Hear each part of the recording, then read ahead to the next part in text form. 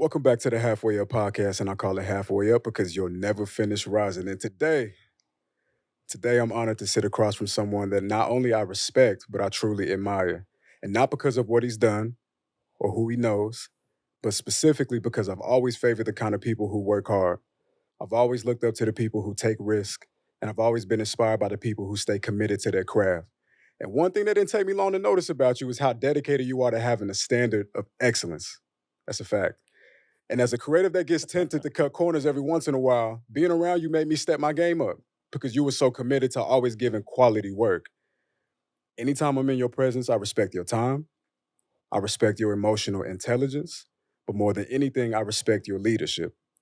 And before we get into this, what's really important for me to say is how much I appreciate you for not only being a great man, but for being a symbol of what's possible for a creative in New York City. Ladies and gentlemen, I got Eddin Damn, Martinez that in was this actually bitch. really nice. Thank you for that. That was That nice. was Yeah. Damn. I appreciate that. Yeah, Thank bro. you. I had to get it. I had to get it right, bro, because this meant a lot to me. Yeah, man. You know what I mean? This meant a lot to me, and that's why, again, like I had like a bunch of questions that I was gonna go through. No. I mean, you can still. I'm telling you, you can still go through it. And now, but you know what's funny? You saying that though, I'm like, dang, how long have I known Wolf for? Not that long. That's the question that went in my mind. I Not was that like, long. dang, like I'm trying to remember what the first day here was when you came through. Oh, I remember. You do? Yeah. What was the first day? I ain't believe this shit was gonna happen. I ain't gonna lie. Really? I didn't believe it. Because like I had been freelancing for, and like that's why I said earlier, like it depends on what you mean by freelancing. Like I was freelancing, my nigga. You know what I mean? I was freelancing very hard, bro. Yeah. Very difficult. And I think I had been like fucked over by so many people. That sucks. Yeah, I was just like, I do have hope, but at the same time, because it wasn't, it just felt too, bro, God is so good. It just felt too real. It felt too good to be true Mhm. that you could sit down and record conversations with people Yeah. and make $1. Yeah. It just didn't, I've seen millions be made. bro, because I had never experienced nothing like that before. Life has not the best that life had gotten for me is what I was already experiencing, which is like maybe if I do a music video for somebody for $500, boom, it's $500 that I got all me, no tax, it's all me. Yeah. So this next level was just like, you mean like I'm gonna sit down and like not have to the editing, Dude's too crazy. all of this shit gonna Yeah, be? it's kind of crazy. I'm trying to remember what day that was, but it's kind of funny that obviously your energy is like a good reason of why you're here too. Bro, that's the you greatest know? gift I got, bro. Because I've that learned. like I'm not gonna say a lot of people came through with bad energy, Mhm. but sometimes places aren't like sometimes you're not a good piece of the puzzle, or maybe this is the wrong puzzle for you. It's kind of stuff like that. That I you want know? to say a lot No? about that, but I'll tell Oh you yeah, after. please. But now it's been what, like 2 years, It's since I've been here, 3 years? coming up on 3. Yeah. Coming up on 3, bro. Yeah. It's been a blessing, bro. It's being here has changed my life, bro. I'm sure. It has changed my life. And I'm really glad you utilized the space too. Yeah. That's like probably like the best thing to Yeah. see. You told me that when we was in Jersey. You was like I like that you taking advantage of the spot. Because you got to, and shout out to these guys for I'm just for glad they letting that not happen. trying to charge me. Nah, man. I mean, come on. I like to think that they're at least amicable where they know the value of their said employee and like Yeah. even what you do that helps your clips helps promote the space. I would hope so. So that, that's a payment in itself. Yeah, I would hope so, bro. Yeah. I would hope so. But yeah, working here has been great. It's changed my life. I didn't believe I was gonna get this job in the beginning, but like once I got here, trained by you, trained by Dave, and life has been a roller coaster, bro. Like people need money, bro. Yep. And that just seems Tax like season. such a head ass thing to say, but people need finances, bro. Because once you got finances, it's a lot of shit you can do, bro. A lot of shit that's holding you back, it don't gotta hold you back no more. You know what I mean? Like from working here, I've been able to like my dad's birthday just came through. I ain't never did nothing crazy for my dad's birthday. Probably because I never had the money for real. You know what I mean? Like not no money, you know what I mean? And then like this birthday, like I flew him and my sister out here. I paid for all that shit. You know That's what I mean? fire. I flew them out here. I took my dad to the US Open. My dad loved tennis. I took him to the US Open. We went and had dinner on a boat. You know what I mean? On a boat, bro. We fucking went to this Skyline Drive-In Theater in New York, which if anybody in New York you listen to this, you need to check that shit out. Skyline Yeah, Drive-In Theater yeah. is the plug, bro. It's so great. It was like a shooting star that came down. Like we all seen it. You know what I mean? It's just like crazy. We went to the beach. You know what I mean? It's like I was able to do that for him, me, and my sister. Yeah. You know what I mean? But that was only possible because of this. Hmm. You know, so and I'm gonna be honest with you. I probably shouldn't be saying this, but I'm looking forward to what's next. I'm definitely That's interesting. Why you feel like you can't say that? Sure, you're in your job, but that's like if they and this is low key me calling them out, right? Because if they set and they promote that, they made this like this four space, podcasters, right? five For podcasters. this, but I think part of their mantra is also like, sure, I mean, maybe it's not in their best interest that you're gone from here, That's why. duh, That's right? why. But like, you're supposed to grow. Yeah. You're supposed to, obviously move on amicably, Yeah. but like, For sure. you gotta move on. Shit like that happens. I'm You know what I'm ready. saying? And clearly, you've been a very devoted person here. Bro, I've been devoted, bro. Like, And if you don't mind me backtracking, yeah. you and this is mad random too because this is just a thing that Nah, I've been fuck thinking it. about. We cooking. So like my pops lately, he like, he was like, when are you gonna pop one out? Oh He yeah? asked me that, yeah. Mind you, I have no interest in that whatsoever, and Like kids? not now, Not now. Got you. Me neither. Yeah, but I'm hitting. What? How old are you? I'm 30. I'm about to hit 30. You about to hit 30, yeah. Yeah. I definitely don't. Mind you, when I was like 22, I was like, oh, by 30, I'll probably. Yeah. And I'm hitting 30. Until you hit 30. And I'm like, I still don't want that yet. It's not time, bro. When do you want one? Honestly, bro, 35 max. That's where I'm at too. 35 max. But I don't know if it's a generation thing. I'm gonna be honest. I don't want to say that because I don't want to offend anybody, but I Nah, think fucking offend them. okay, I fuck want to it. hear I it. think we're just smart, bro. Okay. Interesting. I just think we're Interesting. smart. Okay.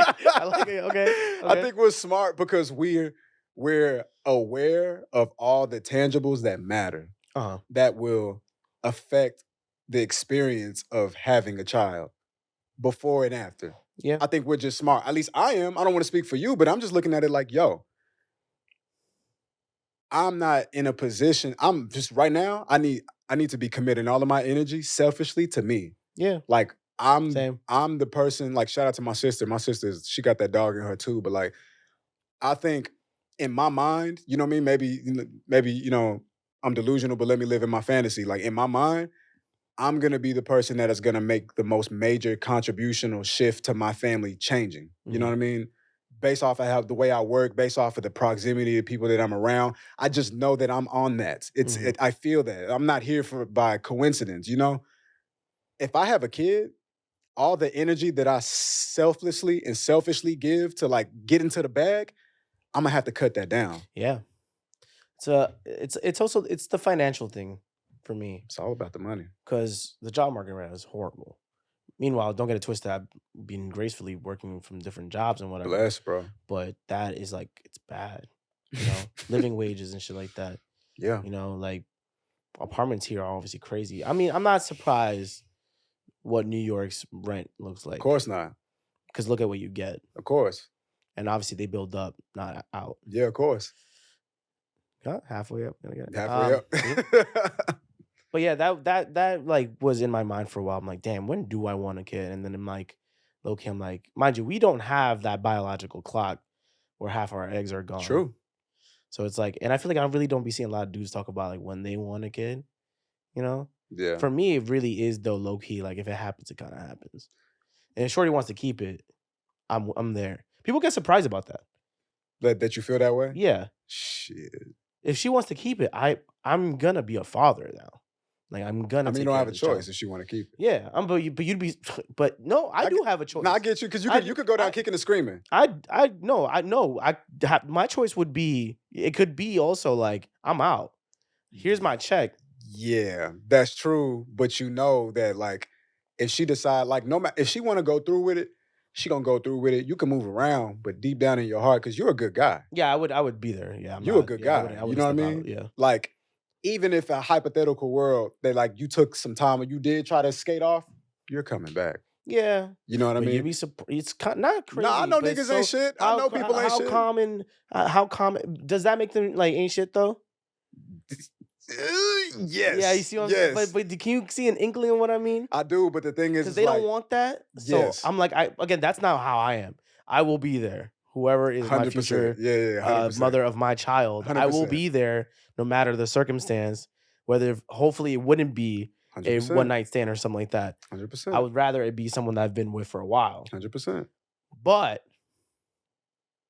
Damn, there's so much I want to say right now. what are you holding back from? Who do you think you're talking to? Yo, when it comes to it, it's not you I'm worried about. it's You know what I them. mean? It's It's them. them. It's them. You know what I Yeah. mean? And they, I got people. Sometimes information is not just yours. You know what I mean? Oh, okay. It don't just belong to me. So Yeah, I get that. but yeah. But I'm telling you, that's why I'm kind of like it's intriguing to me because I don't work that way, but I see how other people work that way. Yeah. How it's like, yeah, I'm cool, like I'm out, and that's it. That's just it. Now you got another single mom, which sucks. Even though shout out to a lot of single moms who hold it down. Yeah, but now It is what it you're is. kind of creating, but a predicament that you're kind of putting someone in is right, financially, emotionally, right, very very stressful. Right. You're kind of creating like a generational curse, like kind of, yeah. That's like in the Black community or Christian community, that's a phrase that gets tossed around Oh, a lot. really? Yeah, generational curses. Oh, And a lot of generational curses are like created because of what some parents did, you know what I mean? Or what they couldn't do or what didn't make sense. right. And now like a child grows up without one or the other, which Right. means there's less resources for everybody. Like I'm trying to get my parents together right now. Yeah. I actually stopped because I just like, this is too much weight for me to bear. But it's like we need to be together, but like it doesn't work like that all the time. So back to what you were saying about like, can you kind of understand about the guy kind of like, is he a dirtbag? It's like there's empathy in my heart because I understand from his perspective, like I'm just attracted to you and I just wanted to have a good time. I didn't plan on spending off the rest of eternity and to be connected with you. Like I hate that for men. I hate that a dude can sleep with a woman because he's just having a good night or she's attractive, he's attractive. And then it's like, damn, but do I really find you the same level of attractive now that I got to spend the rest of my life seeing you? It changes then. It changes then. As a hoe, because that could be a hoe. Self-proclaimed. A very self-proclaimed hoe. Like, it's not the best of my tendencies. I think both things could exist. What you mean? I could find a woman so attractive and want to like, I don't want to say fuck her. No, I get what you're saying. I feel like you've been speaking so adequately that I'm like, listen, have intercourse. I got people with this woman, right? That. Yeah, I can feel like I don't want to have this child with her ever. No, I get what you're saying, and that should be. But there's ways to do this with protection and stuff. And that's why I gotta hold him accountable. That's why I gotta hold him accountable because, like, the real truth is like if you want a foolproof plan, strap that Jimmy. Yeah, but that shit takes forever, and you gotta. Listen, I'm just saying, if you want a foolproof plan, yeah. If you don't go with sometimes that shit breaks. Okay, and if that happens, then at that point, yeah, I can accept it. I can accept it then. You know what I mean? Because I played it the fair way. Yeah. I played it the fair way, and this is what the dice rolled out for me in the universe. I can accept that. But if it's not that, I'm going into it playing a dangerous game. No, yeah, you have to. Yeah, you have as a man, you have to take that responsibility. Yeah, and it does suck to think that there's a lot of them that don't. Yeah, bro. It's just now. Okay, now let's say, and this is just a scenario. Now let's just say your BM is like a shitty person. Which a lot of them are. I know you be hearing the stories. Of course. Shit. Shitty person. Shit. That's that's like a fear of mine, like that what? The biggest fear of the woman that I finally have a child with is a very horrible human being. The biggest fear. When I tell you, or turns into a horrible human being, because everybody changes every day. Every week, every month. I don't got time for You should never see you don't got what? I don't got time for change. What you mean? Like, you need to be a good person. You the same man as you were last month? No, for the most part. Oh, okay, yeah, for the most part. Let me keep it a stack with you. But I'm sure I've been this person my whole life. I just added new things. Like, okay. Like, I feel, yeah, everything, all the music I liked when I was 12, I like at 30. I can say the same. the colors that I like, and I'm not saying it has to, like, if you're not like that, you're not a genuine person. But what I'm saying is like what you see with everybody call me Wolf, but my mother named me Stephen Lawrence motherfucking Taylor. I Like, forgot your name is Steven. yes, Stephen Lawrence with a V, not a P. Get my shit right. I have been the same person, bro. And so when it comes to a woman, I am extremely fearful. I feel you. Like, I'm like, to meet a woman, and then it's like, because I done met some crazy shorties, bro. And when I say crazy, I mean, like, I met shorties that when I met you, I thought we had an understanding. I thought shit was smooth.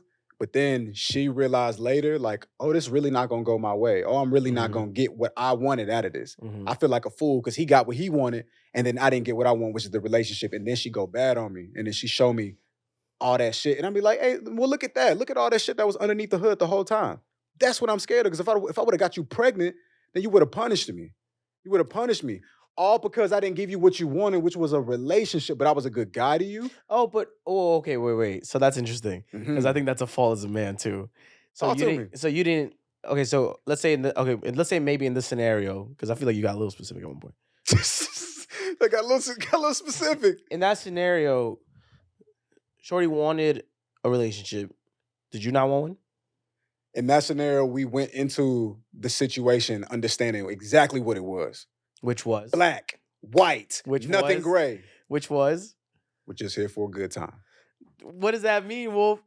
See, because I'm not gonna hold you. I do the same thing, and this is why I call myself a hoe, right? Because I've gotten myself into situationships and like good times and whatever, but moved in a respectful manner. I always move in a respectful like manner. you know, like even like when it comes to sex and stuff like that, and like I get myself checked out. I don't like going raw into a woman and then going raw to the next one, one. Like that's whack to me, right? Because you could be really fucking up like that. But I feel like men, especially in our age group, we like having our good time, but never the label. Yes, you fucking right. You fucking right. So when you didn't give her the label, fuck that label. Fuck that label. But what is it? What do you think that about us that we hate that? You only hate it when it's with somebody you don't want the label with. That's it. But you see, like, there's been candidates, right? Where I'm like, maybe one day this label would work out, but I don't want that label at all whatsoever, or the full-on responsibilities. But the responsibilities are still there in a sense. You still gotta text her. You still gotta check up on her. Yeah, but you can leave though. That's the difference. You can leave when you decide that this don't work. This don't make sense. And for we me still talking no about more. boyfriend girlfriend stuff, right? We're not talking about like husband. Yeah. No, yeah, you can leave. You can leave, but you're gonna leave a bad taste too. That's okay because it's not the same bad taste if there was a label on it. Damn. You know what I mean? It's not the same bad taste, bro. Like when you got a label in a situation, now you don't got to be a good person. But me personally, if we like boyfriend and girlfriend, it's like now it's like I need to, and you signed up for that. Like when we decide we're in a mutually exclusive relationship, I need to give the best of me even when I'm feeling at my lowest. So it's like, no, I can't walk away right now because it actually is the right thing to do to make it work if that's what the situation is. But if there's no label, then it's like, you know what, this don't make sense for me no more. And I'm out because I don't like how you spoke to me. I don't like the thing you did. And it actually kind of scared me a little bit. So I'm gonna go over here and then maybe I'll link up with you another 6 months or 3 months or whatever makes sense. Because we're not together. You know what I mean? I got a roster. You probably got a roster. Just being quite honest. We don't tell each other about it, but we got it. You know? Are you a like a out of sight, out of mind person? In what way? Like maybe let's say in a future scenario for you with a shorty or whatever. Like let's say you guys have this situationship and you're doing your own thing and she's doing her own thing. As long as you don't know, are you okay? As long as you don't hear anything about it. Yeah. She could be doing whatever the fuck she wants. I mean, like, because I've definitely been in that scenario before. Yes, I'm gonna say yes. Now, when you say whatever the fuck she wants, like, I'm not here to be a hypocrite. And I'm not here to police you if I'm doing I'm with you similar things. But if you just out here just doing anything and everything with anybody, it's like, okay, shorty, if you got some people in your life, cool. You got your people in your life, cool. Yeah. I cannot be a hypocrite. But you can't be out here for everybody. That's true. Because now you a threat to me. Yeah, you know what I mean? And I don't like the way that looks. Yeah, now that's kind of like endangering your like you know what I mean? And everything like that. Your social You know, site. You know, it shit get tricky, bro. You got to be smart when it comes to your selection process. I'm realizing like a lot. I mean, I don't even think it's a generational thing. A lot of men just like being bachelors at 30s. At least I do. I like being a bachelor. I'm very happy single. I used to be like a serial dater, a girlfriend every year. I think I had a Nah, girl that's so when deep. you met me. I think you had two. I think you filtered between two Two is since when I met crazy. you. I definitely went through two. Yeah, Yeah, you since filtered. There was like yeah. one, and then you had And another then we one. broke up. Not to make it more, but mom Yeah. passed. Mhm. Then Nah, that's life, 3 bro. months later, I had Mhm. another girlfriend. Yeah, and she was cool too. But just I got bored. Honestly, Really? yeah. Is You that got weird? bored? Yeah, you don't ever just get bored. Nah, I can't say I I can't say get I've bored. experienced that. What does that look like? You getting bored? It's not even on their end. It's more of just like there's other things I want to do. So like now I can't really put much more. So let's say there's like a graph of like Eddin's time for other stuff and then girlfriend time because I usually kind of separate it. I don't try to mend those things. Mm-hmm. Like eventually it kind of went into more like there's too much time with girlfriend. I need more time with just myself now. Mm-hmm. And I could just kind of like, okay, well, this is not working out anymore. Mm. And then I kind of moved on. What was the last breakup you did? The last breakup? Yeah. Like when I broke up with somebody? Yeah. I mean, I broke up with anybody I've ever been with. I've never been dumped. So I've been the breaker upper. yeah, I'm the breaker for the upper. last Forever. for a while. Like I'm the breaker upper, bro. I think it was mainly high school for me where it's usually situationships where I like a girl will go silent on me. That 100%. Yeah. 100%. And then I'm like, okay, I get what's going on. And then yeah. I usually tell, have you met my boy Hector before? Yeah, for sure. I usually tell Hector. I seen his ass knocked out on the train one time. Oh yeah, it's you and everybody else, bro. It's Which is so crazy. sick. Yeah. That's how you know New York is a small place. No, yeah, he knocks out. Like I tell Hector that when a girl is quiet and like she don't even want to say like, okay, like this is kind of over, mm-hmm. you're gonna see the boyfriend in like a month. Mm. That boyfriend's coming through. No, that's valid. And that's usually what happens. That's actually But valid. I get it though, because it's like it's time for her to cut us off. She ready, so she could go and move on. But I would love the hey, like I'm gonna move on to some like that would be a cool convo. But is it? I don't know. It's kind of weird at the same time. I feel you. I accept it because would you want to hear like, hey, by the way, I gotta cut this off because I actually am starting to really fuck with somebody. I respect it if you do. I've only had. Would you be hurt? Depending on how much I care for the girl. You know what I mean?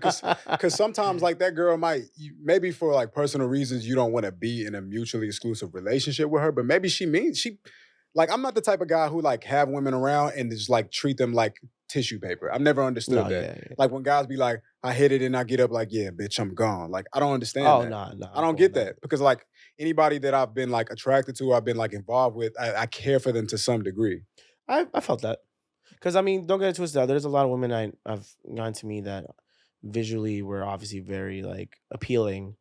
But even someone that I typically have, like, some sort of intimacy with, mm-hmm.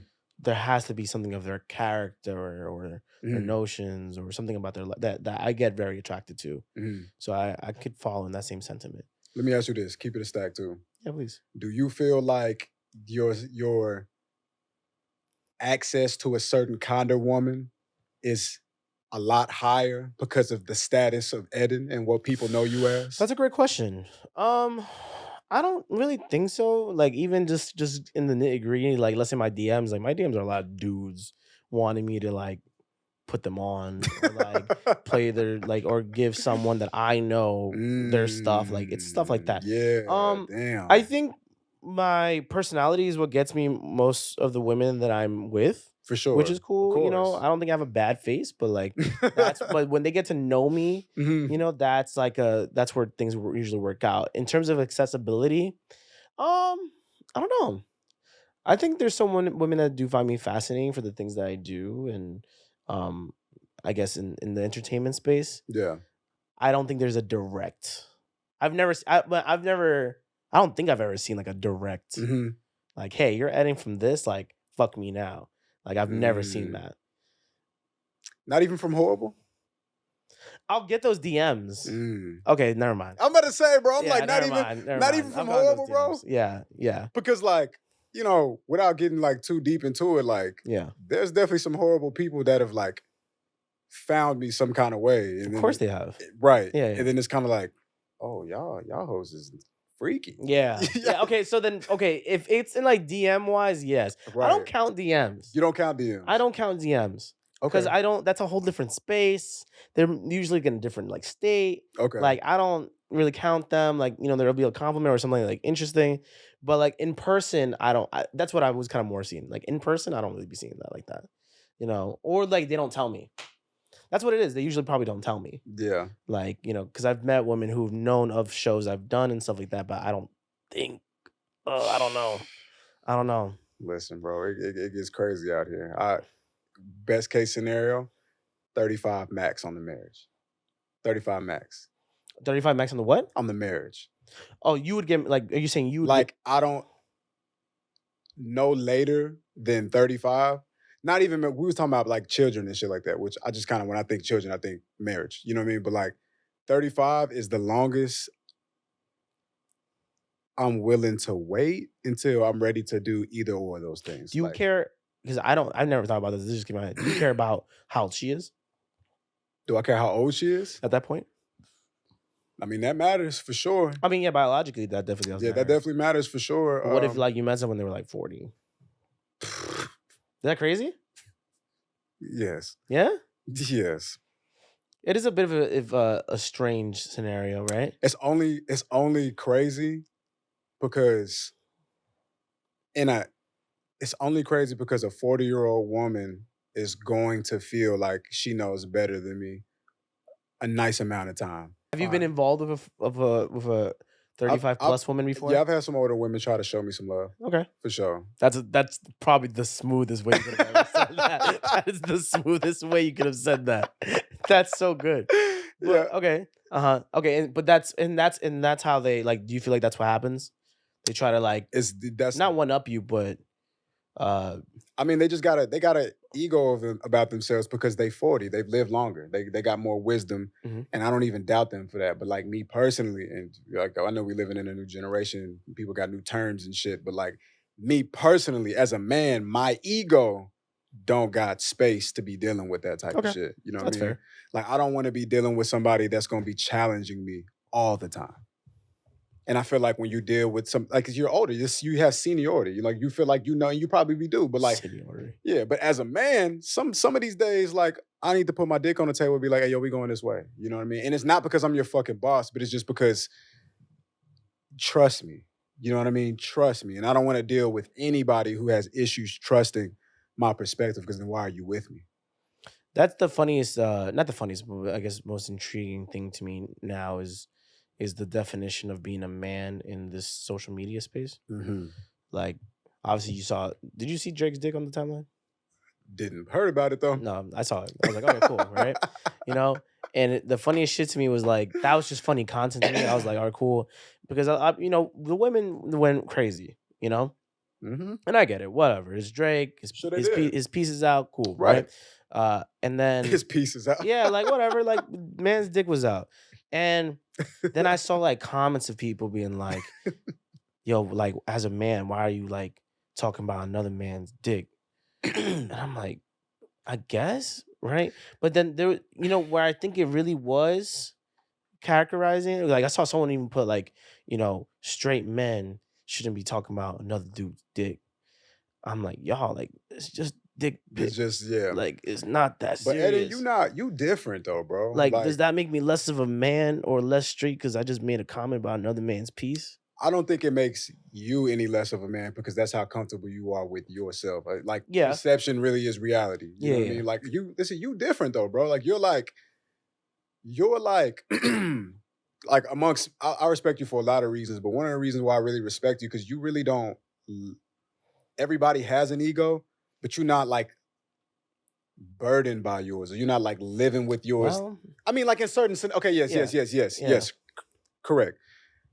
In that way, you're not burdened with your ego. Like you're like, you don't have, like, your humor doesn't have to take a short because of how manly you need to be. Yeah. You know what I mean? Yeah. Or like, you don't like gotta walk in the room trying to carry something. That's like, I'm just me. I'm just Eddin. Yeah. I've never walked in the room and wanted to assert my male dominance. Right. That's never been my thing, because that's just how I assert my male dominance. But I exist here and I'm in this room and you'll notice me somehow. But I Yeah. don't need to be the tits in the room, Right. Right. Like that's just kind of high. But that's why I think it's funny. Obviously, it's Twitter, so there's a comedic aspect to it, and people just like to talk shit and they like to add on to it. But it does make me realize like what, and maybe I should ask you this: what do you feel like is being a man in 2024? It's getting harder to define, bro. I'm not gonna lie. Because there's so many ways. Like I understand when someone wants to be like extra masculine and shit like that, Mhm. and like the funniest podcast thing I've ever seen. I'm sure you've seen it, is like an animated thing, but it's like men eat steak, women eat salad. Have you ever seen that before? Mm-mm. I'm gonna show you that shit. It's the Yeah. funniest shit. But that's just like a line of like of masculinity and being a man in 2024. Like I don't care for having to guide someone into being a man. Nah, for It just sure. fucking exists. I mean, see, this question is like you asking me the question, but even deeper than that, I think like, how do I answer that question in the way that I teach my son? Exactly. Okay, that's a You know, yeah. like, how do I do that?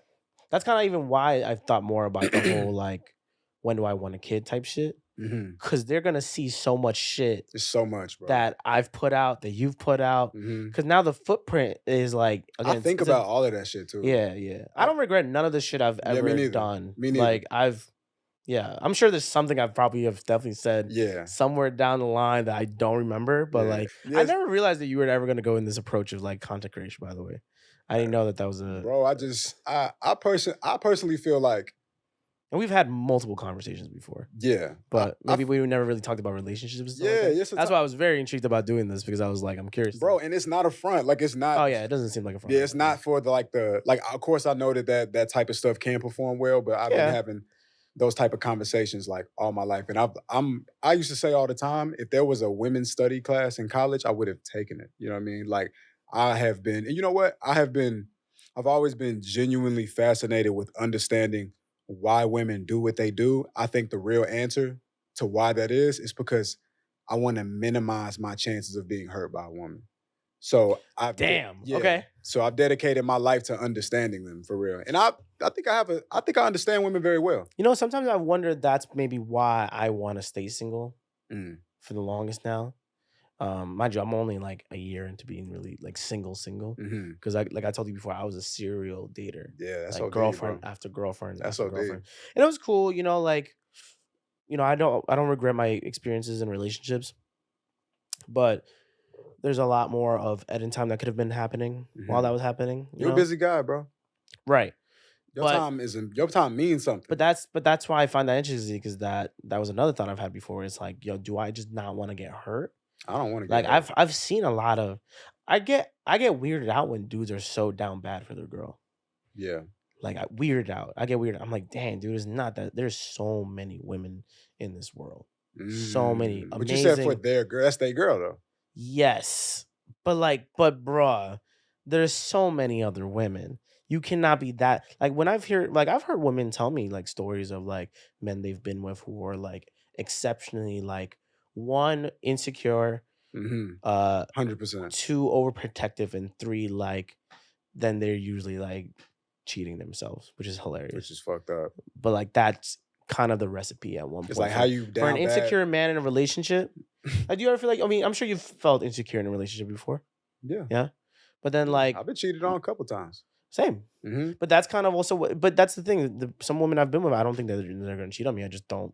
Yeah. I've definitely have been in a scenario where I don't want to give a woman that satisfaction. Like you're not Yeah. gonna be, but that's not. No, I'm good. For me, bro. For me, again, like, and I think I've never been to therapy. I've never been to a therapist, but like when I go, at some point, I think this is gonna be. I sound like that too. I'm like, I'm gonna go. I'm gonna go. I'm gonna go. I am gonna go. Yeah. But when that day happens, I think I'm ready to explore why I feel the way that I feel and get deeper into it because the way I see things, bro, quite frankly, is I know that as long as I'm living, I'm going to continue to progress, bro. What is that? I don't know what that means. As long as I'm breathing, I'm gonna figure out how to get more money. Oh, okay. Let me just simplify it all the way down. I mean, that's very clearly where we're at. Right. I think like mutually we're at that point Right. where we're just trying to like kind of hustle. Right. You know, so like whatever woman we meet, it's Yes. cool. It's just not Yes. our top priority. Well, And we're here for a good time. or not even that, bro. It's like whoever I do meet, hypothetically, whoever I do meet, you gotta be right, bro. Yeah. Because I don't have time. What's wrong? I can't wait till I become the podcaster that just says with everything he thinks. I'm surprised you don't. Because those are the best podcasters. I'm surprised you don't. What do you want to say? What did you don't want to say? It's just too many people I don't want to hurt. You know what I mean? I don't want to hurt because I live vicariously through people a lot. You know what I mean? Okay. And so I pull from other people that will listen to this, people that will know that it's like, and I don't, and I'm, Oh, that you're talking about them? yeah. Oh, okay. Okay. You know what I mean? But yeah, it's really, I study women because I need to mitigate the chances of them hurting me because I don't got time. Fuck. I'm gonna just say it. I don't have time to go through what my parents went through again. Okay. I don't have time. And I say that I think that's real as fuck though. that's real as fuck, but I say that because like I don't But you mean that with a grain of salt, clearly. You're not trying to come. because I don't want down my to your parents like Yeah. spotlight, oh, you're a failure. Like, no, I'm not trying to do that. You're just offering your views and nuances off of the experience that you've had. Yes. Which clearly you come from a household Right. where your parents were separated. They were separated. That's it. That's the scenario. Yes. And that's the context. That's the context. Yeah. And there's a lot that happens when y'all not doing this shit together. It's a lot that happens. And the thing is like, oh shit, it happens to a lot of fucking people. Mhm. You know what I mean? Like I got homies who, no, I don't know the whole story, but these are my friends. I know them for years. I know that they good guys. I know that they good fathers, but then like all of my homies are on child support and I don't understand why. You know what I mean? Like guys who want to show up, but they go months without seeing their kids. That's you know what I interesting. mean? And that's a real thing. Like Yeah. it happens. And so I'm thinking to myself, well, like, what the fuck gonna make me any different though? You know, like I gotta make sure when I'm making this decision between who that woman is gonna be, this choice is gonna be one of the most important decisions I will ever make in my motherfucking life. Because if I don't make the right choice, if this choice backfires on me later, everything, all this time that I spent being at the studio for hours on end, everything that I did to dedicate my life to the craft, it can be like changed and crumbled and just like that fast. Like now it's like, now I'm giving like, even though I give my daughter or my son everything that they need, it's like somehow I'm still giving them thousands of dollars in child support somehow, some kind of way. You know what I mean? Or now it's like, you know what I mean? I just like or just the emotional stress and emotional trauma that brings you to be like getting divorced and going through all of that. Yeah. Like I can't do that. I wouldn't want. Yeah, and I see how that for you. And mind you, I grew up with a 2-parent household Mhm. and thing like that, and even for me to this day, that would be a fear of mine. I wouldn't want to get into a scenario Mhm. with a child or in Word. marriage where like I'm kind of set up for failure. But man, Word. shit does really happen. It makes me wonder now, right? You don't have to answer this, but like growing up, you were mainly with your mother or with your father? Okay. Yeah. Mhm. So like, were you taught how to have a girlfriend or significant other? That's a good question. Because I was never that was never a thing for me in my family. What do you mean when you say like taught? Like how hey, Like how to treat her? Hey, well, they would call you Steven. Like, hey, like this is how you treat a girl. Or like this is like this is the correct flags, like green flags for relationship, red flags for relationship. Did you ever come across that? To some degree. I grew up with my mom and my sister. Mhm. And then my mom's side of the family is all single women for the most part. My mom got like 4 siblings. Okay. All women. You know what I mean? So like I grew up heavily in a matriarch. Okay. You know what I mean? And then my grandmother, of course, too. So a lot of things, again, like I do a lot of my teaching vicariously. Like I think like I watch more YouTube nowadays because I'm starting to understand even more. Like sometimes when I'm potting by myself, I say things I didn't even know that I knew, but it's because you've experienced it and now you're synthesizing it in the moment, though. Yeah. So I realized that when I was a kid, maybe they didn't need to give me lessons like that as like cut and dry because I was learning it just by observing. So I know to take out the trash. I know to like have them on the opposite side of the street. I know that like if That is, I hate that niche so much. what? the whole fucking which side because I make it happen. I still Yeah. do it, Yeah. but this whole like shorty. Do you know why people do that? Like you talking about like shorty has to be inside the Yeah. why To keep her safe from what from whatever a might. car? Yeah. The danger could come from the other It's side. like, move, bitch. Yeah. I'm about to die. I'm about to die. I'm taking the car. I'm about to die for Because you. that's what I think it is. Like it's like, oh yeah, like you put a woman inside the block. But then what the notion I've also heard is like, oh, if you put her on the outside, it seems like you selling her or whatever. Which like, no. Yeah, Like, I think that's too deep. and then there was a one that I've heard before where it was like, That's I guess way too deep. I guess like if you're outside, your sword was on your left type shit, and you would sheath the sword on Oh, your maybe. I don't know. But there's so many Shit get deep. But then I don't know. we just do that. We just put him on the inside for what? To keep them safe. From what? From A car? The car gonna hit both of us. That's why I think that's such a weird thing. But I understand and I respect. Don't get it twisted. I still do that. Yeah. Right? But I still think that's the weirdest thing. Because I don't think it's fucking weird. dare somebody to come up to me one day. Because I know that, there's, all heads be just saying anything. Yeah. Oh, I what? dare Especially someone to New come York up to me and City. be like, you gotta put your lady in. I'm like, shut the fuck up. What do you mean? What am I gonna do now? If a dude say that, he trying to fuck your bitch. Oh, 100%. Yeah, Like 100%. Yeah. Like If they I try was to I'd put her on the inside of the block. Yeah. Shut the fuck up. like they trying to cover it up on some OG shit. You ain't my fucking OG. That's why I think it's such a weird. It's an old school niche, but it still lives on to this day, and I kind of understand. But it's like when people used to. You ever put your jacket on the floor for a puddle? Right. You know what I'm saying? Like that Right. used to be a thing. It was just The crazy. car door thing. How do you feel about that? Like close the door. There's a dude I know that he used to like. He would no matter what would always open Shorty's door. His girl, the passenger door. I think that's cool. He would he has to open the door, close the door. Mm-hmm. She is not allowed to open, close the door. See, I don't know. It's the not allowed shit. It's like, now hold on now. No, for her. That's what I'm saying. But he means it in a good way though. Now as in like women shouldn't be touching. Okay, cool. Yeah. I was like, no, what? now that was wild. Right? What? That's crazy. You can't ever open the door for yourself. Who the fuck you think you are? Or like, we can't let them. Okay, let's say you get an Uber. You can't let Shorty shimmy down. Like you have to open the door for her, and then you get on the other side. I think, yeah, I don't know. I listen. May peace be upon you. Whatever you into, that's what you into. But I think it's the implication behind it that matters, though. Absolutely. So like, even though we might actually. Logistically, we might both get hit by this fucking car. Yo, it's the weirdest thing, though.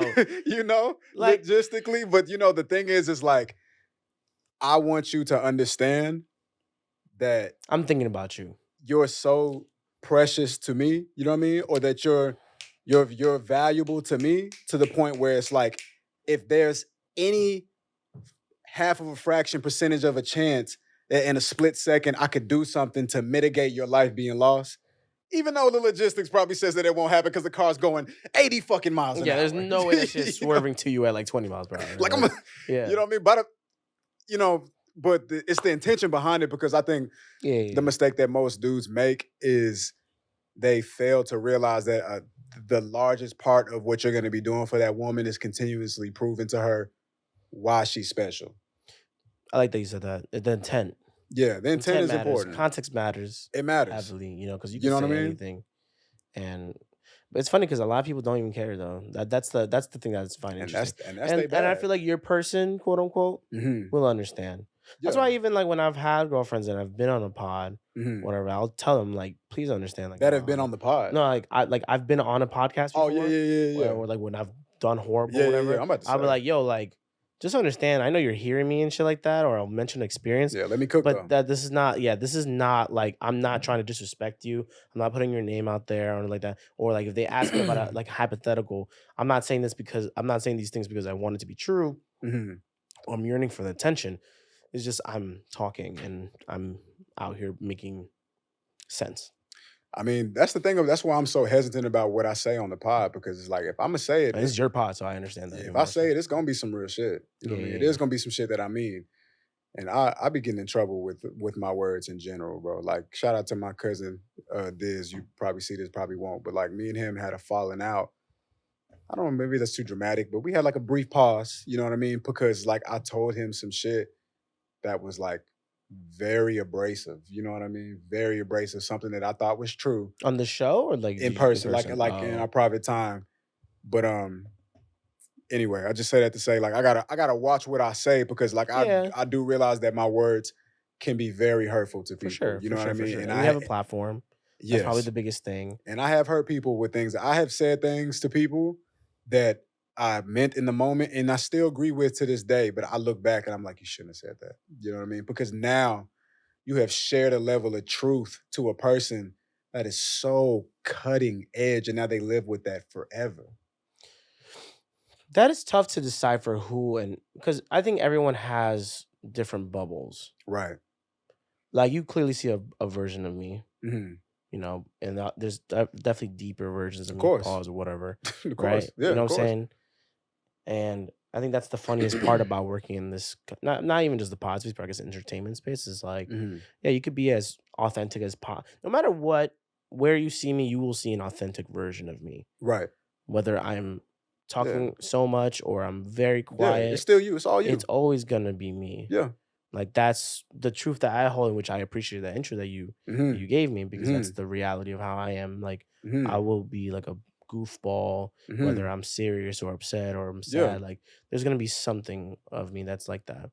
And to even backtrack with being shown like how to you know, treat a girlfriend or Hmm. love a woman, that's always been part of me too. Like I like being a girl's clown. Hmm. Like that's always been a niche of mine. Like making her laugh and Yeah, I shit. like making a girl laugh. That's like Hmm. such a that's because when another guy makes your girl laugh, it don't feel good. Nah, I don't. I don't like. I hate that. No, I don't. But that's also just my ego. Girl, you better not be. You better hold them Like you laughs. better like he's not that You funny. better hold them laughs. When like and if I it's like Shit. if and like I don't care about like oh that's actually something I want to ask you about. But I don't care about like if it's like you're watching something or whatever, a guy's funny or video. Like I Yeah, don't give a fuck yeah. about But that. we in the spot. But if we there Mm-hmm. and you give him one of a oh, put your hand Nah, back. don't do that. Put your hand back. Don't do that. Don't be laughing. Don't be like It wasn't that funny. No, it wasn't that funny. No, no, hand no. on shoulder. And you look at me like, What? huh, it's so funny. I'm like, he's not. Cause let me do it. Yeah, I'm funny. Let it be the other way around. Yeah. Let you a ain't that shorty funny. let a shorty put her fresh nails on my chest or my shoulder. And I paid for those nails, I'll be tight. What? I'm I- just saying the other way. Like, what if I'm in the spot somewhere and then a girl's like, "Oh my Ooh. god, like I've gotten in trouble. you're like that so mad times. funny." She got Mad the fresh times. braids or whatever it is. She gonna be hot. Women are fucked up. See, a lot of shit that be going like that, like you might experience with a woman like being in the spot and then some guy genuinely being funny and then her just like having a good time, right? But it's like, okay, so you just having a good time, but now it's Keisha or whoever the fuck. And I'm like, I was just having a good. Nah, they don't go for us for some reason. So then you know. So then you know. So how come it don't go both ways? I tell women all the time because I work in nightlife and so I'm like, I'm flirty. Like You tell them that yeah. that you're flirty. Yeah. Ooh. If I'm like talking to them, I'm like, let it be known. Why flirty though? Oh, it's part of it. Like Is you know, it? you don't have to be like flirty, but friendly. But sometimes someone will definitely read that friendly as flirty. Especially when they got the liquor in them, you know what I mean? You doing your Yeah, thing. But see, the thing is, I'll be like, like, oh, like your hair looks so nice, and then they might take that as in like, but why you oh, even gotta say that though? because their hair looked nice. I was just giving a compliment. Okay, A compliment doesn't always have to. You know what it is? Because it's I two don't know, different. Eddin. Because well, in my case especially, because it's a man and a woman, Mhm. and now I'm complimenting their hair. Now that's a problem. I'm not See, I think It depends on the compliment. complimenting hair is like you want to fuck me to me. No, see, no, it's not. You know, No, it is not. like to me, I could tell you which one it is. which one? If a shorty tells me I smell good, now I'm thinking that. But we're not talking about what she say to you. We're talking about what you say to her. If I tell her she smells good, That means you want to fuck. high key, yeah. Listen, only thing I'm gonna Like you say. smelling good today. What? You gave me a nice ass hug, and like obviously I like the perfume, but I don't have to say that. That's my point. Fair. Okay. That's my whole point. You don't got to say that. But if it's like a platonic, like for example, fucking who was just here that I'm blanking on the fucking name. Jordan. Jordan. Mhm. Sorry, Jordan. Yeah. Jordan was here, and I was gonna compliment her hair, but that's like I have a platonic relationship with Jordan. I don't have like any sentiments with her like that. Yeah, you know what? But that's true. But you got to remember context. You Fair. said I'm flirty, and then you roll I through. can be flirty. Okay, I guess what I'm trying You to get say, what I'm saying? I can be flirty when I'm when I'm in nightlife doing nightlife things. Nah, you can't be flirty, bro. Like the most I'm gonna do is I'm gonna be like, oh yo, I like your shoes, like I like your kicks. Like, But I a like your girl can fit. hear that and be like, thanks. They ignore you half the time, or they just say thanks and keep it pushing. But that's all I don't expect anything from that. The expectation is like, Okay. here's your hair looks nice. I'm seeing it Cool. your way. But I'm seeing it your way. But the smelling thing, the perfume or cologne. You can't be flirty though. That's the thing. Why? You can be charismatic, like, and that's something your girl already know about you. Bro, word choice is everything. No. But now if I got a girl, no, I can't be flirty. Because that's the only reason why it would not be quote unquote good. Okay, I see what you mean. Yeah. If you're single, it's like, yeah, be flirty. Do whatever the fuck you want to do. That's kind of what I mainly meant. Okay. You know. Yeah. No, if I got a girl, I cannot be flirty. That's bad. That's like me. That's me asking for trouble. But then again, I usually don't like. No. See. Mm-mm. But I've gotten in trouble myself when like a girl has like done. Like, I've gotten more in trouble though from like comments and likes. Oh my god. Than I've ever gotten in trouble from an in-person interaction. My comments be wild. Yeah. Like I've gotten like comments where I'm like, oh boy, like this is not gonna go good, and I'd be appreciative, but I am not touching that comment. That's the thing, you can't touch. You cannot touch the comment. You can't like it. Yeah, you can't like. You know what I'll be doing nowadays? I just hide the comment. No, I can't do that. I just hide. Is there? Well, yeah, because nobody can see it. True. Well, it says you hid the comment though. You know it says that, right? On Instagram? It says it. No, it don't. Yeah, it doesn't say that you particularly hid it, but it says it's a hidden. Who else the fuck did it? I mean, it was me. No, sometimes actually Instagram has hidden comments on my posts. From they do. They do that to a lot of people. I'll be like, yo, there's nothing wrong with this comment. No, there's nothing wrong with it. But that's what I'm saying. It happens. So, but it says that it was hidden. Okay. But now, if every post of yours it says that like a compliment or it's like an extraneous, it's gonna look like. Then someone's gonna be like, oh, all these are something hidden. Consistent in this motherfucker. I had a conversation with an ex-fling of mine. Okay. And I love talking to ex-flings sometimes. Not for the purpose of like trying to recuperate things or whatever, but it's more like, oh, now I'm curious to how you're doing post our relationship. I had this. This happened to me. Yeah, like how are you doing? How's your family doing? Things like that. It's just intriguing to me. Because yes, we don't talk anymore like this anymore. Right. And we're cool. We cool. We're not friends. Not friends. But we're cool. Are we not friends? If we No. I've learned that, by the way, in the last 2 years. You can be cool with your ex. Yeah. If we cool, we friends. If you want to be friends, you can make that happen. But just because y'all cool after a couple months doesn't mean you're friends. When I say friends, I just mean like there's not hate amongst us. That's all I really mean. Fuck that. You gotta value the words of a friend. The word friend. I'm with you on that. That I'm learning that more now. I'm with you on that. Like, who do I consider as my friend? Especially in this work environment. Who is my associate? Yeah, bro. Who is my friend? Yeah, bro. Who is my superior, let's say? Yeah, for sure. Right? Yeah. Like, you gotta like... Especially on the superior. Categorize. You have to categorize. Oh, yeah, because there'll be a lot of people that think that they like here and you're not. Stop. Yeah. So that's important to me. But that being said... I agree. So I was talking to I'm going to say it next, right? And the conversation came up about someone she was seeing and that it was going great. But then he was giving a couple of weird red flags. And I was like, okay, give me one, like particularly. And she said one big red flag was that he would see, like, let's say J. Cole, right? Like, let's say she would see J. Cole on her feed. And, you know, I think women shit, like, she was like, oh, he fine as hell. And he threw a tantrum about that. A tantrum about a man who she doesn't know, who is a mega star, who probably would never see her, but she just finds him attractive. Why do you think that, I'm curious from your side, why do you think as men we get so focused in on things like that? Because I'm not like that. I mean, I think that it makes a man feel inferior, and that kind of goes back to what I was saying about ego earlier. Like ego plays a very important part for a lot of men. A lot of Mm. men. We're not all a monolith. We're not all the same, but ego for a lot of guys that plays a part. And when you, I think throwing tantrums is wild, but I understand how he didn't like it.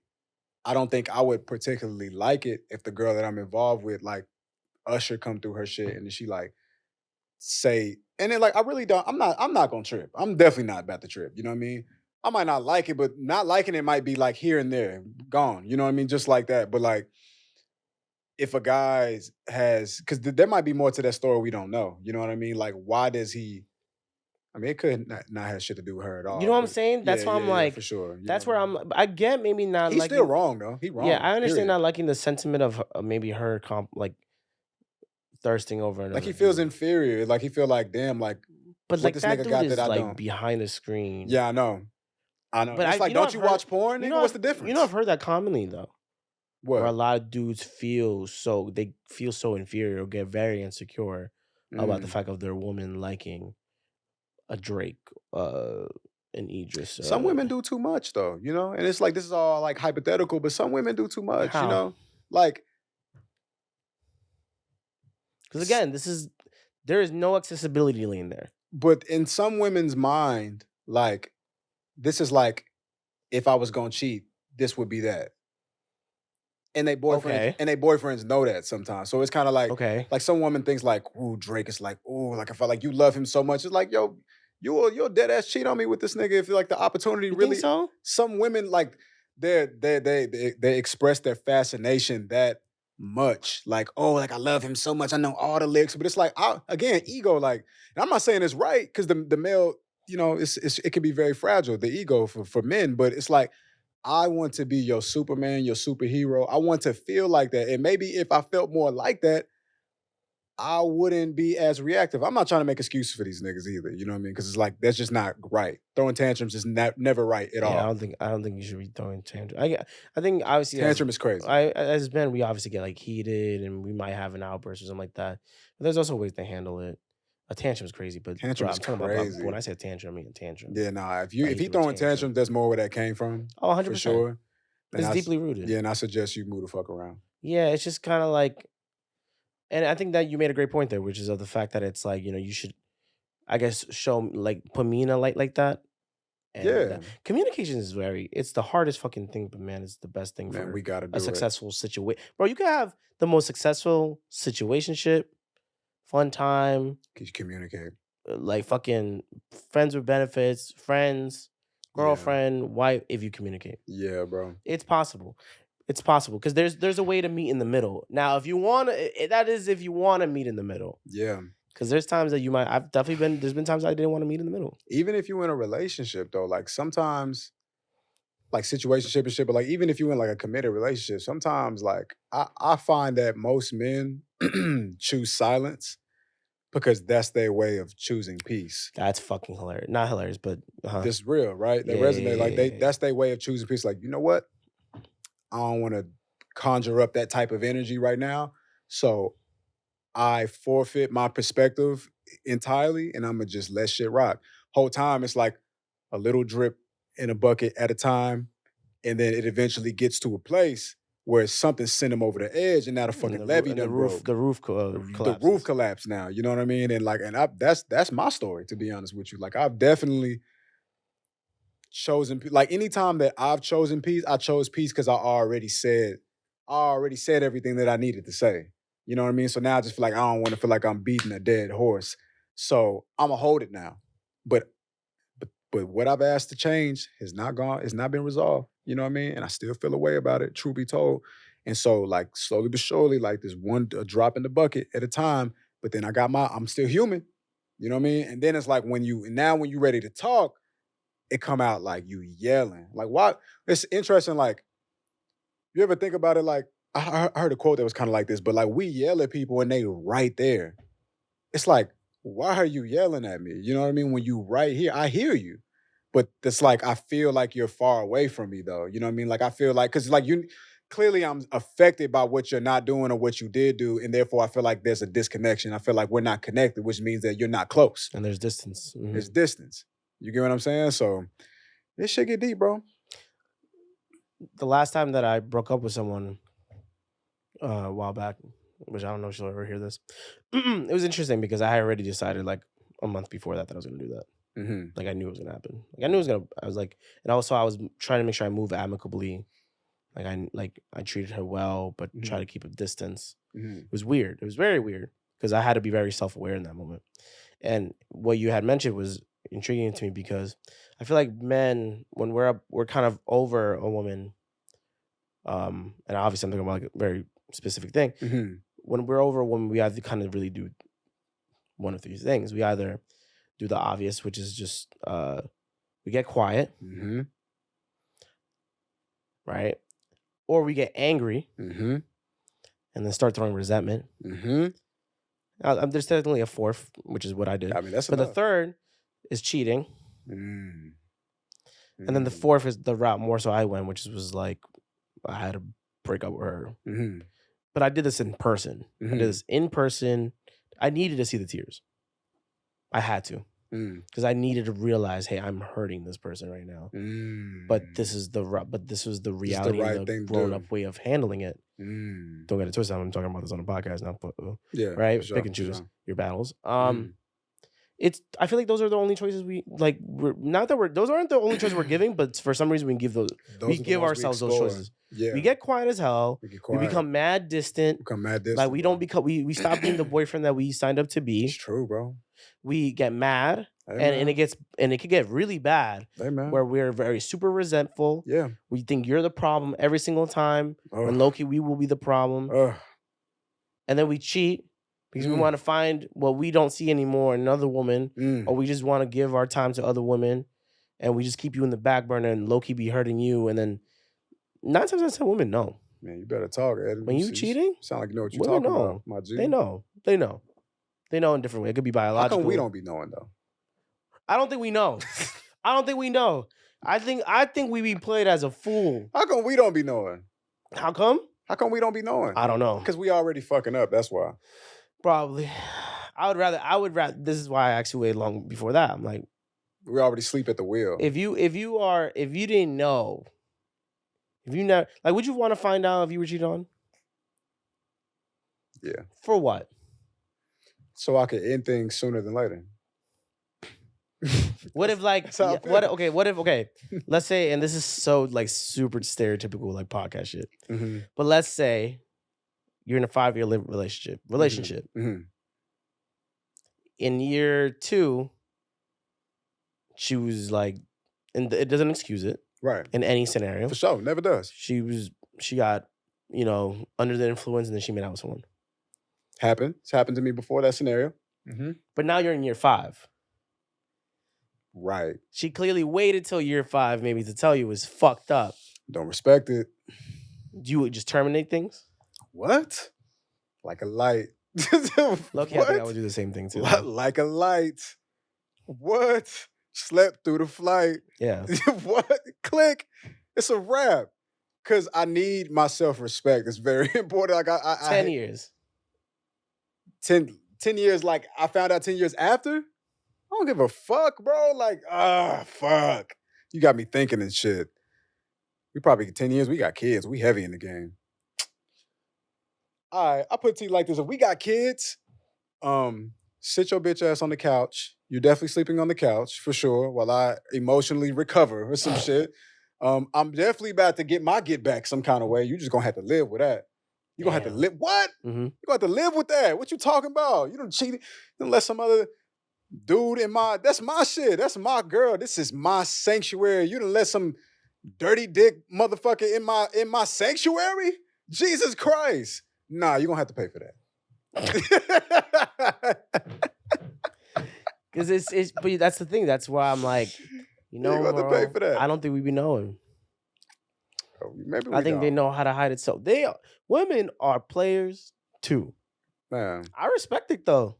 Women been players. I respect it. I respect it heavy because I feel like we're in a space where it's like a lot of dudes are tired of the fact that a lot of women are hustlers in so many different ways, like, and I mean that in the best way possible. Yeah, But sure. also, obviously, in like situationship too. Women have their rosters. I respect that though. You got to. I respect You it. have to. I can't be a Don't be a man in this hypocrite. world and be tight that a shorty almost can play me the same way, Right. and maybe even better. How can I be mad? The way I see it, any girl who ever played me, I charge it to myself because that Yeah. was always there. Yeah. That whatever that was always there. And maybe you didn't know it in the beginning. It's okay. You know, if you didn't realize, it's okay. But now it's like I highly doubt any woman is gonna play me. See. I highly doubt it. I don't I know, highly doubt bro. it. Because the way I move, I don't know, bro. my whole life strategy is protect Wolf. I know, but sometimes Like play me is crazy. Sometimes we be a little blind. Nah. We be a little blind sometimes. Because I'm not gonna sleep at the wheel. That's the thing. It doesn't mean that you're sleeping at the wheel. Maybe you take a wrong turn. That's just me trying to make a fucking No. You stayed on it. You're right, and I feel you, but I don't think I'm gonna do that either. Like I'm not perfect. I think everybody could get got. Everybody can get got. Bro, people get T-boned. You know what I'm saying? Well, now I need to figure out what T-bone, but like you just get caught off guard. Like some pussy just fall in your lap? Is that what you saying? No, it's more of like she could play your shit out of nowhere. Like you driving. Nah. Like, yeah, you're right. Anything is possible, but I just don't. And she's on a whole other whip. Bro, by the time a woman is trying to make this about cars somehow. I know. Yeah. You're doing a great job, actually. By the time a woman is in my presence, I have put you through the ringer and I've tested you like tremendously. Tested you? Yeah. Please elaborate.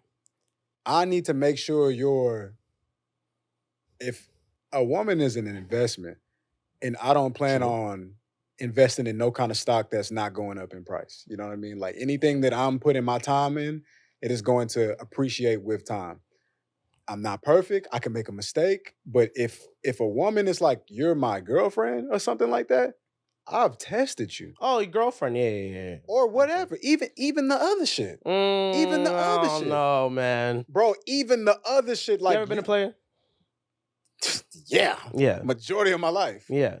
You don't think, and when you was doing some player shit, like they found out? I got caught up a couple times. It happens. Yeah, I got caught up. There's a lot of times I'm sure that you haven't. Right. Okay. Mm-hmm. They do the same shit.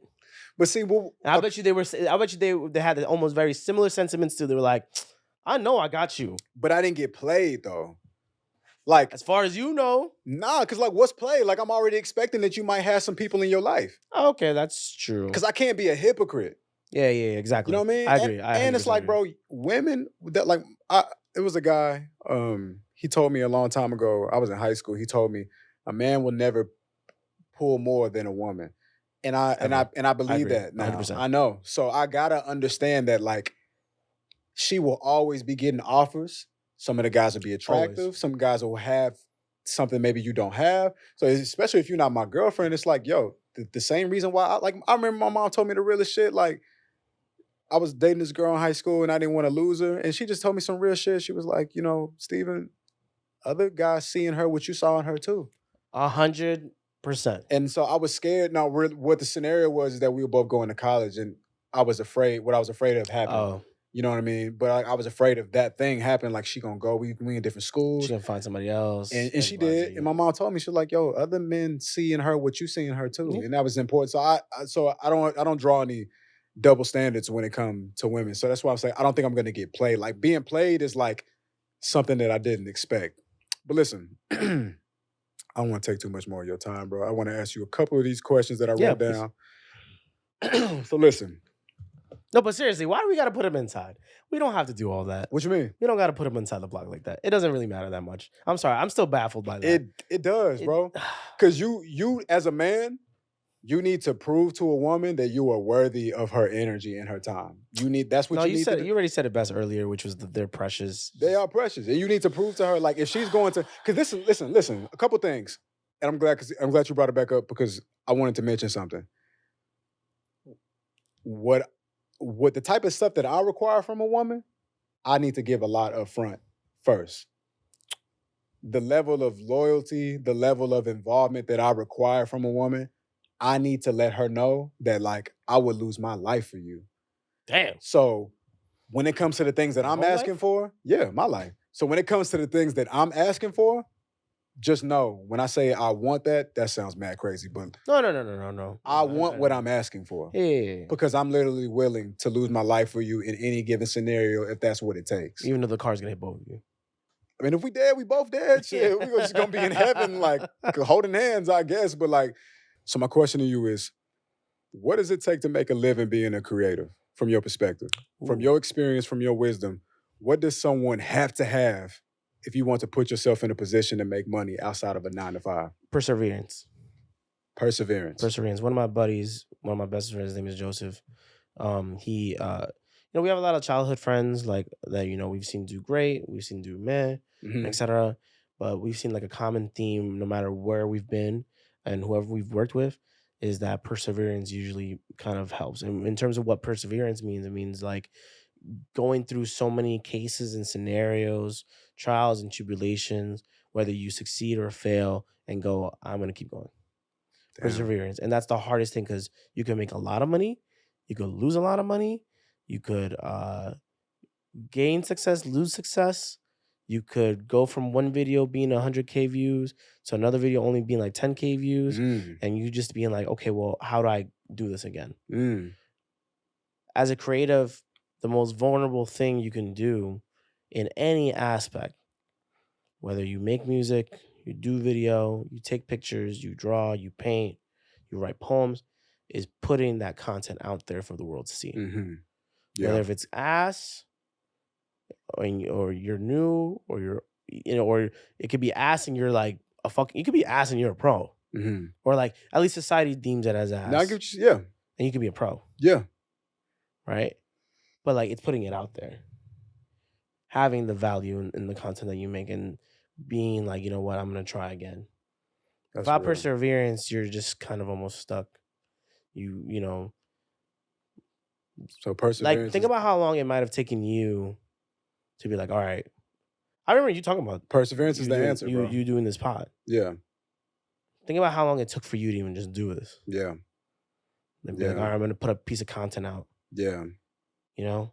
like that, and then making one, and then maybe making the next, and then you being like, I wasn't really feeling this. Even if I can, even beyond that, like perseverance is such the right answer that I didn't see you saying, but like even me coming to New York City, like I had to have perseverance, bro. Cause it hasn't been an easy ride. That's it. You know what I mean? It hasn't been an easy ride. It's been a lot of, That's what a lot of people want. A lot of people want the easy ride. it's been a lot of pedal to post. It's been like I'm here a little bit, I'm here a little bit. I got this kind of money. I don't got this kind of money. I need this. I can't get that. It's a lot. You know what I mean? It's a lot of ups and downs. And so perseverance really is the answer to that. Like you gotta have perseverance. And if you don't, then may peace be upon you. Something else is for you. You know what I mean? But if you want this, whatever the thing you're gonna dedicate your life to, dedicate your life to. Your life, which means it's probably not gonna happen overnight. So you gotta have You likely won't. that's good, bro. Yeah. My second question is I think a lot of people come into podcasting looking for the information that'll take them to the top. Mhm. What kind of equipment do I need? Who do I need to meet? Or what topics are the most engaging? But from your perspective, someone who's been behind several successful podcasts, what's the difference between a pod that does well versus one that doesn't? Consistency. Mm. Consistency is probably the biggest one and again, it's funny because I said perseverance because that's part of it too, but Mhm. consistency in all aspects.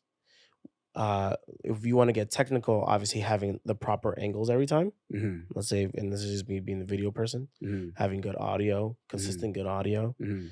Um, but also posting consistently. Mhm. Like as in like, sometimes I like saying that about clips, like, there's a certain time that you should be posting because people will subconsciously grab onto it. Just like how they might grab onto a certain thing you see at the top of your shows. People grab Mm. onto the consistent Mm. aspect. I never thought about it But like that. that goes also into how you treat the show Mhm. and how the people around you treat the show. Mhm. If there's an inconsistency and the cogs aren't moving, it stalls. You know, Mhm. an inconsistent show, like if you're posting 1 week on a Wednesday, but the next week you're posting Monday, and then you Mhm. don't post for 2 more weeks, that show is not gonna work out. I don't care who the fuck it is, Mhm. unless it's planned out that way. Mhm. Like that's a monthly show or a Mhm. bi-weekly show. Or you just got it like that. You Most gotta people do it. don't. Yeah. Like I'm sure there's shows that could be successful that are only bi-weekly. It's Yeah, possible. You for don't have sure. to throw content at a person every fucking day for it to work. When it comes to marketing, yes, that's better. Yeah. No, But I I get mean, the you. actual like substance of the show, it doesn't have to be like that. I get you. Because you could record. Okay, let's say you record this show, and you put it out, but then you don't. But then you've gone a plan where it's like every 2 weeks, but then you're still putting clips about this episode. Right. That's fine. Right. At least you're doing the promo right. yeah. But then being consistent within yourself of getting these guests, Mhm. making that intro, making Mhm. things look the same. Mhm. That's the biggest thing for me. Yeah. Because I've seen a lot of shows come in and out of this space particularly, Mhm. and we're at WTF Media Studios in Soho, that were so inconsistent. And they wanted it. And I could tell they wanted it, Dog. but sometimes the inconsistency is also out of their hands. Dog. Maybe they have a kid. Maybe they have a husband. Maybe they're Dog. traveling. Maybe they can't afford it. Like that happens. Yeah. And that's why I try to, and like not to like knock the value of purchasing studio time, Mhm. but I have advised certain people, and Weezy and Alex, don't kill me. I've advised certain people to like have like try to build their own little home studio to make it. So have I. Because not because I don't want them to bring money here, and I know Yeah. they still did after that. Yeah, absolutely. But it's more of like maybe that's a better plan for your schedule. Yeah, especially right now. Yeah. Yeah. Because like shout out to my boy Fridge and rest in peace. Mhm. That was a person that like sometimes money will be tough. Mhm. And as much as I would love to give you free studio time, I can't do that. This is Mhm. not my studio. Mhm. Right. And he understood that. Mhm. And so what he would do, he would still have a regular schedule. He would have to go over his record on Zoom. Mhm. Being consistent is the hardest thing. But I think that is definitely one of the biggest things to having a successful podcast. That's real, bro. Yeah. So my next question is, when you're in these spaces where cameras are involved and you need lenses and hard drives, eventually things are gonna go wrong. Moments where you can literally feel your heart drop out of your motherfucking chest because a hard drive failed or the camera don't want to turn on or something like that. Been there. My question is, you been there, right? Absolutely. Mad times. Right. So can you think of a time where you had a tech issue and you literally felt like your world was gonna end? Ooh. I got mine off top. Damn, like one particular one. I just had a bad dream that I forgot equipment. I just had a bad dream yesterday. Man, knock on That I wood. forgot. Right? Yeah, I forgot a piece of equipment For real. or something. I definitely just had that dream yesterday. Damn, that's actually a really great question though. What was one time? I don't know, bro. Oh man, this pissed me off. I don't know how, but I lost footage to a party I did. Mm. And it was with someone. Shout out to Dana Lou because I'm gonna shout her out because she was very forgiving. That was a very tough time for me, like in general, like emotionally, like the Yes. family. That's It's a very always tough the time. worst, bro. But I hate, like I hate. I will always take responsibility. Like if I fuck up something or something is late, you getting some type of cash back. Absolutely. Like that's just how I work. Yeah, I would rather not do that, but you're getting some type of cash back for sure. because I can't do that. Mhm. So in that case, sadly, like I don't know how either I either maybe was being careless and didn't dump the footage, Mhm. or maybe I thought it was the footage and it was something else, Mhm. but I lost that footage. Mhm. Like, and it was definitely a personal human error where I fucked up. Mhm. And that sucks because I fuck with Dana heavy. Shout out to Dana Lou. Yeah. Where will I link up out now? And she's I just did a shoot for her recently too. And we still work together to this day. Mhm. And she understood that I came from a place of like it was a genuine mistake. Yeah, you sincere. But that sucks because it's like Yeah. it was something I was excited for, and not her. Like more so in the podcast world though, like there's been times where like my heart dropped when like I've definitely like I don't know if you guys still record for audition here, but like Mhm. I've definitely accidentally pressed the space bar while we're recording for a Mhm. show before. Thankfully we have the backup. But that's happened to me. Mhm. And I see it and then I just see That's like definitely I happened just to see me. the green, like the green, the bro. green, and I'm like, oh bro. I'm like, it's not still red going. I'm like, oh fuck. Like I Yeah. definitely must have hit spacebar while I was typing some shit. And I was Yeah. like, fuck. But gracefully it would be on something, you know? I'm trying to think of another time. Like, yeah, things like that. It's always like little small things, but this is why, like, when in the fun of like being able to teach somebody, you Mhm. know, how to operate and all that, Mhm. it's like learning from my own mistakes. Because you have to go through those mistakes Yeah, to bro. become better. And Yeah, I'll bro. give a tip real quick for anyone who's working in podcasting, who is even maybe even interested in working in the studio, or you work at another studio, or you're recording shit, bro. If something's fucked up and you find out while you're recording, stop the recording. Hold. Everybody wait a fucking second. Like, I don't care how on fire y'all was on. Like, please wait. I need to fix this right now to make sure your final product is okay. I'm still There's learning been that. many times where Still either learning. myself or another person did Mhm. not stop. Mhm. In fact, Loki, I think that was the inspiration of actually the studio happening. Fun fact.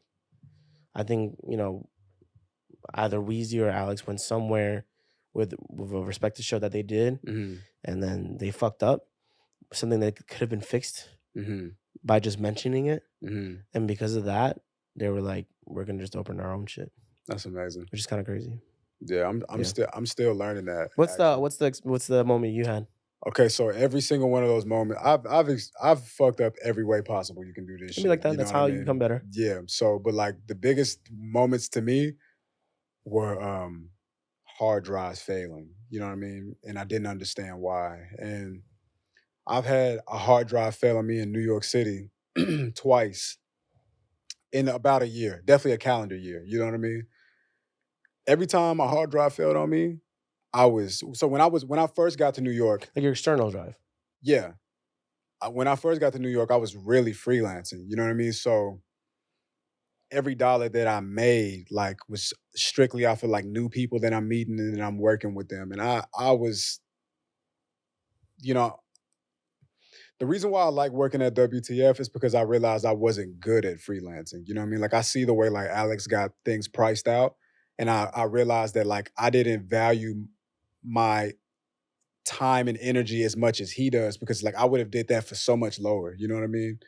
So anyway, at the time, I'm offering people music videos and shit like that, and I'm doing shit like that. But it's not enough money. And because it's not enough money, I'm just taking as many jobs as I can all at one time. You know what I mean? Like they don't know that I'm in between two other videos. Like, fuck it, I need this bag though, you know?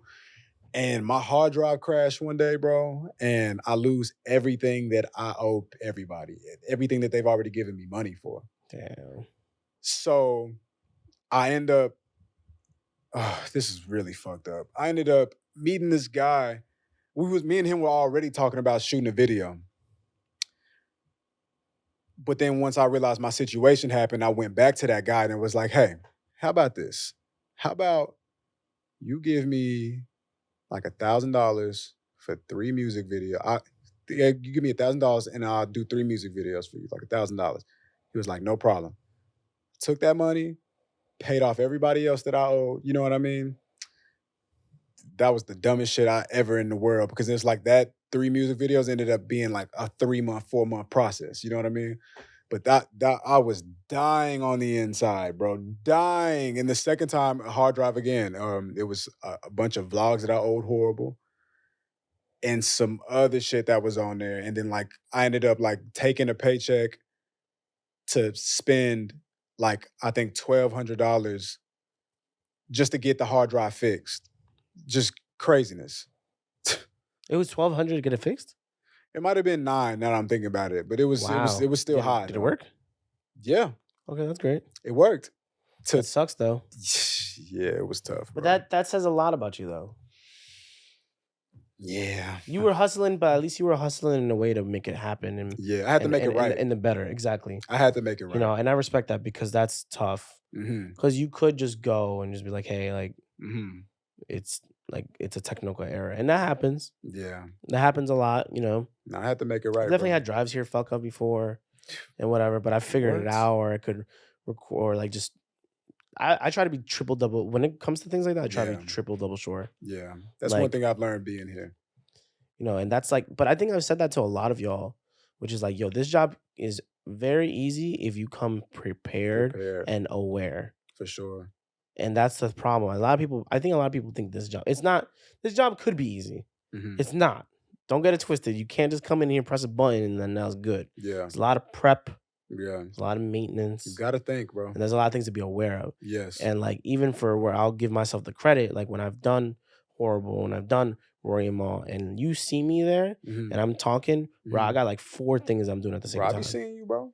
Like be on seeing top you. of producing the show, like I wasn't just an engineer for those Nah, people. as Like I was there checking the cameras, yeah, switching the cameras, checking timestamps, the audio, doing timestamps, talking, talking. looking things up, like a lot of shit at the Woo. same time. Hey, Eddin, I'm gonna keep it a stack with you, bro. As the person that has done Horrible, now that you're not doing Horrible from an engineer perspective, It's a lot. it's a lot, And bro. it's because also you want to make a good show happen, you know? It's a lot. Like even when I did the Patreon with the girls, it's like I was not in the mental space to be. It was safer for me to just make sure the camera was on them I understand. because I didn't want to like get too deep into the convo because I was excited to talk to them realistically, and then realize like, oh fuck, it's been on me the whole time. Like Mhm. if it had to be away, let it be on them, and I'm in the background. Not it's on me and they in the background. I don't know how I built it, but I built it that subconscious Yeah, no, mind of when I was, you when, got it, especially bro. when like, I definitely have zoned out in many Yeah, it shows. happens. Yeah. Especially, let's say just with these guys, those guys alone, Mhm. it was over 200 shows. Like I'm gonna say I was there till like maybe 2:30. Mhm. But like mentally, like I'll be there, like just switching. Like I don't know, it's there. It's just zone Yeah. out, bro. But yeah, consistency. Just be consistent. I think that's like the biggest thing from earlier. But then be prepared and aware. Yeah. That's what I've learned from all the mistakes I've made. Or because there's been times where I've been able to. Well, I guess like actually, I'll give you one last example if you don't mind. Yeah, please. But a time where I felt like I made a mistake that was bad, but it came with a good price was I couldn't I had to cancel on somebody. I had to cancel. I don't want to say the specific things, but I had to cancel on You somebody. feel me? You know what I had I'm to saying? cancel on somebody and lie to them about a scenario because I knew there was a way better opportunity that I could take up. And I had to lie. I had to lie. And I feel bad. I still feel really now bad. we talking. But I'm gonna tell you right now, and I'll tell you afterwards, it was worth it. It was 1,000% worth it it. was worth it. It was so worth it. It was so worth it. And I'm not gonna hold you. That project that I was working on, the money wasn't bad, but it didn't even really feel that good to be doing that project. Mm. Sadly, and that sucks when as a creative you want to make money but also feel good about the work you do. It's like sometimes the money's there, but then man, the job sucks. The job Like usually sucks. as a creative, I mean, the Yeah. job sucks. The job So, usually sucks. yeah. Mm. Nah, that's real. I resonate with that deeper than you know, my brother. For Mhm. real. All right, so it's easy for people on the outside looking in to see all this dope shit that comes with this lifestyle, but they don't really know how hard it is and how lonely it can be at times. Can you tell me about a moment in your journey where things got rough, but you had to keep going? Oh, when my mom had cancer. Mm. Yeah. The show doesn't stop. Damn. Yeah, that was it. Damn. That's honestly the easier one. Like I remember Top. I had just started doing the show with Wayno. Damn. I had but she I had remember cancer that. already. She had cancer before that. It was like No, of course. actually when I found out my mom had cancer is when I started to do Flagrant. Mm. I started to do Flagrant. I was doing Brilliant. I was helping with Horrible. Mm. I was more doing just their audio. Mm-hmm. And You had a full that stock. sucked You had a full because it's like roster. because like I had to like internally just be like, okay, well, like no matter what I do, like people are gonna have a mild sense of sympathy, but the world goes on. Like they're like your problem isn't their problem, Yeah. and It's like crazy how that's true. yeah, it's just that's the reality. There's a lot. Everybody has problems, Yeah. but your problem is not their problem. So it's like yeah, they might be there to help you out and be a little bit more lenient about Mhm. certain things. Mm-hmm. But let me tell you how there was a lot of times where I'm like, dang, like Mm-hmm. I was hoping some people would be a little bit more lenient with me or like But more understanding. understanding, yeah. But no, they didn't give a fuck, Wow. and it'd be like that for real. Wow. Around the time that even when my mom Wow. passed, I had just started working with Rory and Mal. It was when they were taping their like response video and whatever, and I was working with Wayno, and those guys were very nice. Like they gave their condolences and everything like that. Mm-hmm. But I was gone, right? And this is not a good thing of mine, but I'm like such a workaholic. I literally DJ'd the next day, Mm. I was just like, The fuck next it. day. I could see you. I Yeah. could see why you would do that though. It's a Maybe, coping mechanism. yeah, maybe it's escapism, and it's like maybe Yeah. I need that right now. Yeah, I'm just like, I could fight through these. Like the Yeah. feelings are there. Today, I'm gonna have to go through this, but I'm not picking today. Yeah. And that's the reality. And I like that you said that because a lot of people Mhm. feel like, Eddie, you need to grieve. Yeah, nigga, it's And, gonna happen. it's like, and I'm gonna grieve. Yeah, no I've been shit. grieving for Yeah. 2 years. Like I'm not gonna stop. I'm watching the person who gave me birth deteriorate in front of me. Yeah, bro. Like that's the reality. Yeah, You bro. know? And like there's a lot of shit I went through when it came to that, like emotionally and shit like that. And Mhm. it's just, man, that shit sucked. But like I had Yeah, to go bro. through it. And the world didn't stop. It didn't stop. The pods kept happening. Dave came and recorded for me. Yeah. Alex and Wheezy, I think, I think you were around when my mom I was passed, around right? that time. Yeah. Yeah, so like, Mhm. but I kept like, and I didn't tell people for a long ass time. Because I wouldn't have either. for what? For like, what? I also didn't want the sympathy at the same time. Me neither. I wanted people to be understanding, but I didn't Yeah. want the sympathy. Yeah, like don't make it a thing. Like, Yeah, just let me get acclimated into regular life as best as I can. yeah, I don't need you feeling obligated to be like, oh, like we don't gotta do yeah, that. yeah. You know what I'm saying? no. I feel you. Like, Yeah. thank you. That was like, and like that was the benefit of working like jobs that I do now and what I did before, which is just a lot more flexible. Where if I had to take the time off, I would take the time off. Mhm. It's so funny though, because I think, did Mandy put a clip out or something like that about that? I don't want to give the wrong context, but that was such an interesting conversation where it was like, and people give her a lot of shit for that, but she was talking how she was talking, and that's how she felt, which was she was like, yeah, like, well, if you had a family member pass, like you can't have too much time off. Yeah. See, out of context, it sounds horrible, but I get what she means. I understand because she has a business to run. And then her way of seeing it was like, well, I'm gonna have to find someone to do this job. And I bet Man, she got so much shit for that. Yeah. But I get what she's coming from. Yeah, She's of very course. much thinking as a business person. Yeah. But I'm sure Yes. from as far as I know, Mandy, Yes. she would be a lenient person and considerate and everything. Absolutely. I agree with that. And I'm sure when she said it, obviously she wasn't even referring to your situation.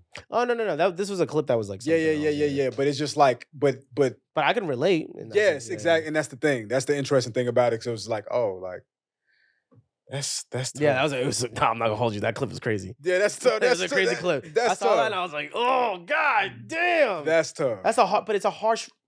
Nah, yeah, you're It's right. a harsh. She ain't making shit up. No, she's not. Because when Amazon Mm-hmm. has someone, if their employee's father passes away Right. and you gone for a while, yeah, they're replacing you. But you know the difference though? It's a lot smaller community. The difference with this kind of job is I would like to think, that like this is different. I would like to think that. I would like to think that like this is close to family enough. I would like to think that. And I don't. I don't think that though, but I would like to though. No, I respect that. I would like to because it be can feeling like that. It can be in a certain way. It can be. I be impressionable, bro. But I be thinking it's like that. Sometimes reality sets in. Yeah. And it's not like that at all. And Yeah. I've experienced it in different ways, in different places, I'm sure in you different did, bro. jobs, in entertainment. I think it's entertainment. In entertainment, that's where the facade is almost there. Yeah. But it's not, you know? Yeah. And like that's the part that sucks, but like how much time do you think you would need? You can't gauge that. You can. I couldn't even gauge that when my mom was passed. Like, listen, I'm gonna keep it a stack. I'm ready. I look forward to being a boss one day because there is a such time as too much time to a degree in a business, but I'm gonna cut you so much. I'm gonna cut you so much of that time. I'll be like, do you need 2 months? Do you need 3? damn, Like 2-3 months is crazy. if that's and that is So crazy. you can't tell someone, and you can't tell someone. You know what I 3, mean? But it's like, yo, if that's what you need, what if that hurts your business? I will have to figure it out. I will have to make an adjustment and I had to put something else in play. Like it's ugly, but that's especially bro, you an entrepreneur, you a hustler, it be droughts, it's ups But and I think that's downs. I think that and I think that's what Mandy meant though. Like Right. as in like I'm gonna have someone there to do your job. Yeah, but when you get ready to come back, your job's still gonna be waiting on. I think that's where for You her know? that wasn't the And that's case. why I said I would like to think that there's this family aspect because what I'm learning in this business is like the way I feel about people, sometimes it's not reflected back, and that's just realistic. But like in this space, like the way we share space in this space, I'm like, we should be close. I feel like we don't got to be best friends, but I think True. we should be close. I At think least like super respected you know what I associates. mean. I Yeah. think we should be close. I think like the fact that we're even making money in this way is like a beautiful thing. The way that we should be there to help each other when we need it. You know what I mean? The way we understand each other better than maybe like a quote unquote civilian would because they don't know this life. Like we're living in a beautiful moment in time right The now. community. And I Yeah. think that to me, that means a lot. Yeah, yeah. That means a lot. You know what I mean? So if somebody needs me in a way and it might cost me something, that's you know when you give, it almost always costs you something. Yeah. You know what I mean? So it's like this might cost me something in a major way. I got a homie. I got a homie. He was about to get. I don't mean no disrespect, bro. You know it's love, but I got a homie. He was about to get evicted from his apartment just a couple months ago, and he didn't ask me for all the money that he needed. He asked me for a couple of dollars, but I knew that he wasn't gonna get all the money though. And I gave him the money because he needed his money way sooner, but I needed the money too though. I needed the money too. Like my living situation was up in the air. But I had more time to get my shit together than he did. He had 5 days, I had 30. You know what I mean? Yeah. And I gave him that money, bro. You know what I mean? And it put me in a tight position, bro. But I'll do that though. You know what I Yeah, mean? It's yeah. worth it to Yeah, me yeah. because into this day, I came out on top. You know what I Yeah. mean? He needed that money. I respect that of you. So, you know, and then maybe it's not realistic to expect that from everybody, but it's like, It's definitely not. It's definitely not realistic to expect that from everybody, yeah, but you know, there's a rarity when it comes to that. But it's so I get why you did it, and it's worth it. yeah, Because you did your part, you did your and you part. didn't even have to. Nah, You weren't expecting a return. nope, You were just like, "Yo." definitely don't. Yeah, it'd be like that sometimes. I've definitely come across scenarios like that where people have asked me for stuff or like I've definitely like had like maybe even like extra equipment and stuff like that Mhm, and someone's looking into doing shit. I'm just like, yo, like mhm, I have this extra camera I'm really not touching. You can have this. mhm. Like I'm that kind of person. Yeah, Because it's like I'd rather share the wealth. Like, why not? There's a way to help somebody. There's always a way to help somebody. yeah. I giving has always been the thing that has helped me the most. So I have no intention. When I stopped giving, I hurt myself. I hurt myself. I stopped being me, and I stopped because once I stopped giving, I stopped loving the way I like to love. It's a hard battle though, because sometimes Yeah, it's hard. Oh, they be what? leeches, Yeah, for sure. crazy And leeches. that's why you gotta be a realist though with it. You gotta that love, it gets hurt, but then like that hurt turns into wisdom on the back end. And so now it's like, okay, now I know. Now I know how to look at somebody. And then sometimes I gotta tell somebody no. Because and I'm sorry that you don't have the answer. And I'm gonna think about that after this, you know what I Yeah, mean? But I can't help you but I right can't now. help every time. Yeah, But I can't help you. and that's the reality. A lot of people have to set in. Like you can't be the savior every single time. Listen, you travel several places. You've been in and out of the country. Thankfully, And you've even been around people who you usually don't get to see unless they on the stage and you're paying for it. Can you tell me about a moment or a day that you experienced in this journey that you've been on where you look back on it and it makes you proud? Something that you experienced, some dope shit that you think back and it's like, yo, I that died. makes me proud. Yeah. Somewhere you went, somebody you met, something that you did, something you did for somebody, something you did for yourself. That's a great question. That made me proud. Mm-hmm. In what sense? Like for me, there are rappers that I never thought. Perfect example. Got you right here. Many, many, many moons ago, I used to work at Walmart, and I was in the makeup section, stocking makeup at Walmart, right? And one day, ASAP Rocky comes through the makeup section with his thing at the time to get her some makeup, but it's ASAP Rocky though. And it's the whole ASAP mob, everybody but Yams. And I tell him, like, one day I'm gonna meet you again one day. I don't know how, but I'm gonna meet you again one day. Yo, you know how many times I done ran into Rocky, bro? Yeah, What? that's dope. I done ran into Rocky 4 times. Wow. 4 times. And every time it's like I catch him, it's just me and him talking. You know what I mean? That's a big moment in my journey for me. You know what I mean? Other times, sometimes it's just me talking to the girls. You know what I mean? Like being on an episode with them is like cool because it's kind of like I know this is a good look for me. I know it's gonna turn out well for me, but also they wouldn't let me on if they didn't think that it was like you're good enough to be here, and that's Yeah. a sign of growth and progress. Exactly. So just whatever that is for you, whatever. Like I flew my dad out here. You know what I mean? It was like I got to kick it with my pops. You know what I mean? Like whatever. I think like outside of like just the travel part, I think just a proud moment of mine was last year in January where I took up this free internship with Flex Oh, that was one of my questions. You beat me to it. Go ahead. Let's do it. because it was so random. Mm-hmm. It was me getting a 2 a.m. call from That's literally the next question. New York's own Funk Flex, The legend. the legend, Yeah. who was calling me with an unpaid opportunity while I was making very good money with Rory and Mall. For irony's sake, unpaid, of course. And, you know, it was me being like, I gotta keep learning things. Mhm. And I realized like maybe there wasn't a lot for me to learn in that experience, but there was still stuff. Damn. And I got to. And me doing that, That's amazing. being someone's like kind of quote unquote lackey in a way, right? Because I was like, I signed up to set up his shit. I signed up to edit stuff for him for the free, you know? Mhm. And a lot of people were baffled by that.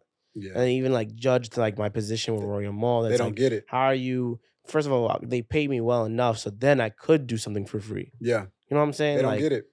And there's a lot of value in doing shit like that. Whether if it's doing something free for someone who's like, let's say a legend in this case, Mhm. or even someone who isn't. Yeah. You could get a lot of experience from these things. But People miss their you're gonna blessings. you're gonna have to do some shit for free if you're Yeah. in this space. Yeah. You're gonna miss your blessing with that ego. Thinking you bigger. So it goes back to something I've told you, right? Mhm. I didn't do a gig because they at last minute asked me to go to the Apollo to set up for Flex. That's what that was? I was supposed to do something else that night. And sorry. Right, I'm like, sorry. I don't regret it because that led me to then Flex couldn't show up that night. Mhm. So they were like, we need an opening DJ. The DJs for Cam and for Mace and It was your time. and all them, they had their own set. Mhm. So they didn't want to do a set on top of the set. And they heard me on Warm, and then I had to be there and hear them talk about it. They're like, damn, I guess we're gonna just have to play something off an iPod or whatever. And I was like, I'll DJ. And then like, mind you, I didn't even tell Flex or nothing like that was gonna happen. And they let me DJ. I was fucking nervous and shy as hell. Of course. Because I was doing that at the Apollo. Mind you, it was only like a couple hundred people. Still, it's a legendary place. But it's still a good place to be at. Yes, and like, bro. it's still an opportunity. Yes, And I was doing that. I did not touch that microphone. I was scared as fuck. Yeah, it was like one thing at a time. Yeah. And no multitasking today. Yeah. And then I got to be on the side watching, again, Cam, Mace, and fucking, God, who else was it? Jadakiss? And Jada. I got to watch all three of them feet away from me. Wow. I was there during the rehearsal. Wow. Feet away from me. Wow. Watching them do all this. Wow. Bruh, like. Priceless.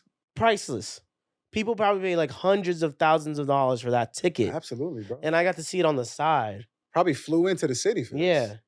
I saw that. All happened right in front of me. Priceless, bro. I was like, this is like the closest I've ever gone to Biggie, period. Wow. Being on that stage, performing on that stage, and seeing Mace, like that was crazy to me. Yeah. And that came from me being like, yeah, I can't do this other thing. Wow. So that was a problem, man, because That's beautiful. a lot of that came from a lot of just decisions I made. You know? I don't know how Flex got my someone tagged me. Mhm. People were tagging me. And I guess because he saw that I did visuals and DJ, that helped. He was like, it makes You know, sense. I'm sure you probably saw that I worked with Of Roy course, Mo. content is But then it king. was me being like, okay, I'm gonna do this for free. But it paid off. It did. It paid off for just that moment. I got that moment. Does that make or break me as a DJ? Not necessarily, in my opinion. Yeah, nah. But I still got that moment. Yeah. And that was cool. Wow. You know? Like, that was dope. That was like that. And that was like me staying true to myself of like, hey, like sometimes you're gonna just have to eat shit to make things happen. And a lot of like that. And I've told you the story of me on with Horrible, where I lied to them about being a graphic designer. And I wasn't a graphic designer. I told them I was a graphic designer. I did shit for free for them that eventually I knew it could like snowball into being a good opportunity. And here I am. That leads me into I only got 2 questions left, but that leads me into my next question. Why is the DJ important? Why is DJ important to me? Yeah, why is the DJ important? Oh, what? We play the music for the night. It ain't the same having a playlist and having someone who can read. You know what it is? You can have a playlist, but the playlist isn't gonna. And I'm afraid of the day that the robots know how to do this very well. I'm sure they will. The playlist isn't gonna catch the vibe. You know, I'm not a jukebox, but I know how to read crowds and scenarios, and that's honestly where I think a make break for a DJ can happen. Like you could be making, like you could literally be on your phone and clicking next to the next song. If you're aware of how the song is, that helps. But if you could set the mood and the vibe, and you're seeing it, and you're responding to the crowd, that's where it makes breaks your DJ. So a DJ is important where we know how to catch vibes. Good DJs know how to catch vibes. They know what a crowd not wants, but what they need. Like, and especially as a performer, you could get as technical as you want. And that's how I feel about this. You can get as technical as you want, but like once you really put the art out there as a DJ, like a nice blend or tracks that you didn't think would go back to back. Like for example, like over the weekend, I did In My Bag, which is a bilingual sing-along party that I do. We just sold out SOBs. Fire, right? bro. We had 4 DJs. I was one of the DJs. Fire, My set this time was like I wanted to do something a little different. So I did a baby set, right? And I literally brought out like plastic pacifiers and a baby doll. Wow. And the gimmick with that was that I played there was a good chunk of my set where I played songs that had the word baby in it, or like in the title or in the lyrics. So like let's say like Work by ASAP. Yeah. Right? Coochie down to the socks like I'm Biggie Papa. Baby. Right? Yeah. There Goes My Baby. What is it? Baby by Me. Bro, that's so fire. You know what I'm saying? Bro. Hit Me Baby One More Time. Then there's like My Boo by Alicia Keys and Usher. There's like what is it?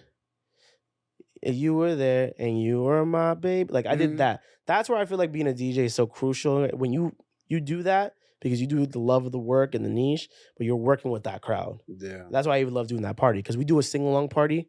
Doesn't necessarily mean like the lyrics are up and shit like that, but we love crowd interaction. Yeah, energy. The energy. Because there's time to dance, but there's times to sing. And then in the party world, I feel like there was a time where, and we're working on that now, where people were just there. They didn't live in the moment. They didn't exist. But that, you got to blame the DJ for that too. Like, you got to have some good DJs. Good DJs read crowds. That's beautiful. Yeah. I think DJs are like some of the coolest people in the world too. Like, I think DJs have great sense of everything, to be honest. Like, they just have a great sense of taste. They dress well. They're cool. There's like the kind of people that you really want to be. You know what I mean? Cool. It's fun being a DJ. Yeah. There's a respect for the DJ, and there's a lot of disrespect for the DJ too. You know, that's why I asked, like, why is the DJ important? Because like it was a time where I didn't understand what a DJ did. Because you could get another. Like, see, that's always like the argument. It's funny because I have with my boy Misa, who I coordinate a lot of things, and he's definitely a promoter, not a DJ. And then we've had that. It's like an ongoing thing where it's like, you know, why the DJ is important or not important. Like if you shut the laptop off, like where's the party now? You know, like yes, that's like in this literal sense true, but yeah, a lot of DJs can be replaceable. It happens because so my thing is, I had been around a lot of people that was sitting up higher with something, but I realized they weren't being DJs though. I think they brought a bunch of shit just to play songs. Yeah, there's a social aspect, the promo.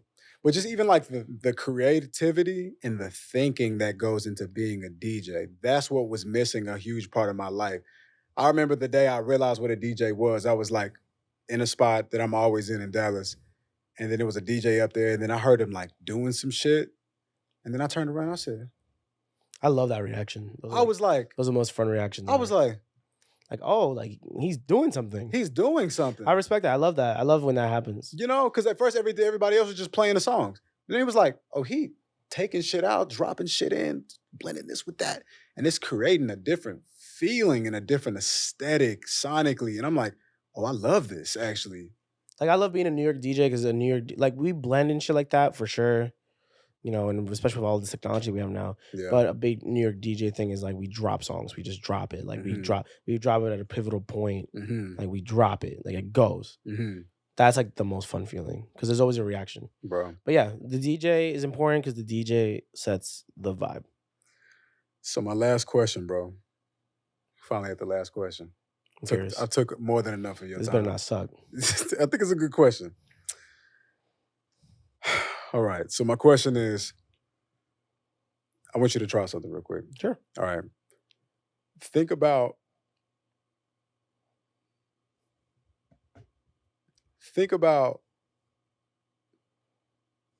I realized I didn't write the full question out. So I'm like, what the fuck am I trying to say? I know what I'm trying to say though. But okay. Think about yourself as an older person. Okay. Like how old? Like old. Like 80. Fine. Okay. You know what I mean? Think about yourself as an older person. Think about what you'll look like. Think about where you'll live, who's around you, and what kind of money you'll make. Just think about what that might look like in your imagination. Now, from this present moment, what do you think you need to do to see that version of yourself turn into a reality? Well, that's a very great question, actually. Very loaded. Thank you. Say that last part one more time because I know what you meant, but yeah, but I want to answer the. Now that you're thinking about that and you're seeing that in your mind, in this present moment, what do you think that you need to do? What steps do you need to take? What investments do you make? Whatever it is, what do you need to do to make sure you become that guy? Because I'm asking you to see yourself, who's around you? Where are you? What kind of money do you have?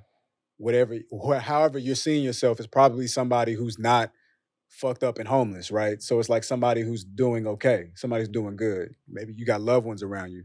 You got a little paper. You got a nice crib that you'd like to call home. You know what I mean? Like, but we all got free will. And so it's like, there's nothing guaranteed to you just because you're a good person. So it's like, what do you think you need to do as a young man who has all the time and the energy today to make sure that that version of yourself, that you see yourself in the highest light just now in your mind, hopefully in the highest light, what do you think you need to do to become that guy? I think there's two things. One's a lot more like general and one's super specific. But it's funny because one is like one thing I have to stop doing. Okay. In my opinion. Okay. Actually. But I'll give you the first one. I have to believe in myself more. I believe in myself. But more. Like, and I say that because it's like, I don't know, when it comes to finances and stuff like that, I'm not the best person. Don't get it twisted. I make this money and I'm grateful for it. I'd be saving, but I could be doing better in that case. But believe in myself and making these opportunities for myself is where I feel like will get me to, I guess, I would like to believe when it's a good place when I'm older. Where I have my, let's say when I envision that, you know, hopefully, you know, I don't know if my father will be around, you know, because I'll be way older at that point. But, you know, where hopefully my sister's still around with me. You know, I have my wife, I have my kid or kids, things like that, or my grandkids at that point, right? Yeah. You know, so like, and then let's say even location-wise, I couldn't really think of a place, but hopefully a home. Yeah, maybe you see the home or something. You know, right, you know, something like that. Like I'm there, I exist. You know, I'm enjoying myself or my family's enjoying themselves. Believe in myself. If I don't believe in myself and I don't make it happen, that's not happening. And as a creative and as a human, you just have lazy days and shit like that. But it's not letting those lazy days eat you up. Absolutely. Because I sometimes beat myself up for that. Like, bro, like, why are you still sleeping? Yeah. You know, even though I literally just did a whole weekend of like making shit happen. Gotta extend yourself some grace. But with that, I need to stop drinking. I know that's random. You and me both, brother. But that's like, but especially being part of the nightlife. Yeah. Like, you don't see it. Mm-hmm. immediately. It's been a But month like, now. oh, since you drank? No, I'm saying like Oh. before you know it, it's been a month now, Yeah. and you just been like And going even at if it. like I'm not a day to drink drinker. Like I don't drink at home. I don't like Yeah, me you'll neither. never see it. No. Me But if neither. I'm drinking outside, I'm drinking. I'm I'm drinking. drinking. That's a fact. But that catches up.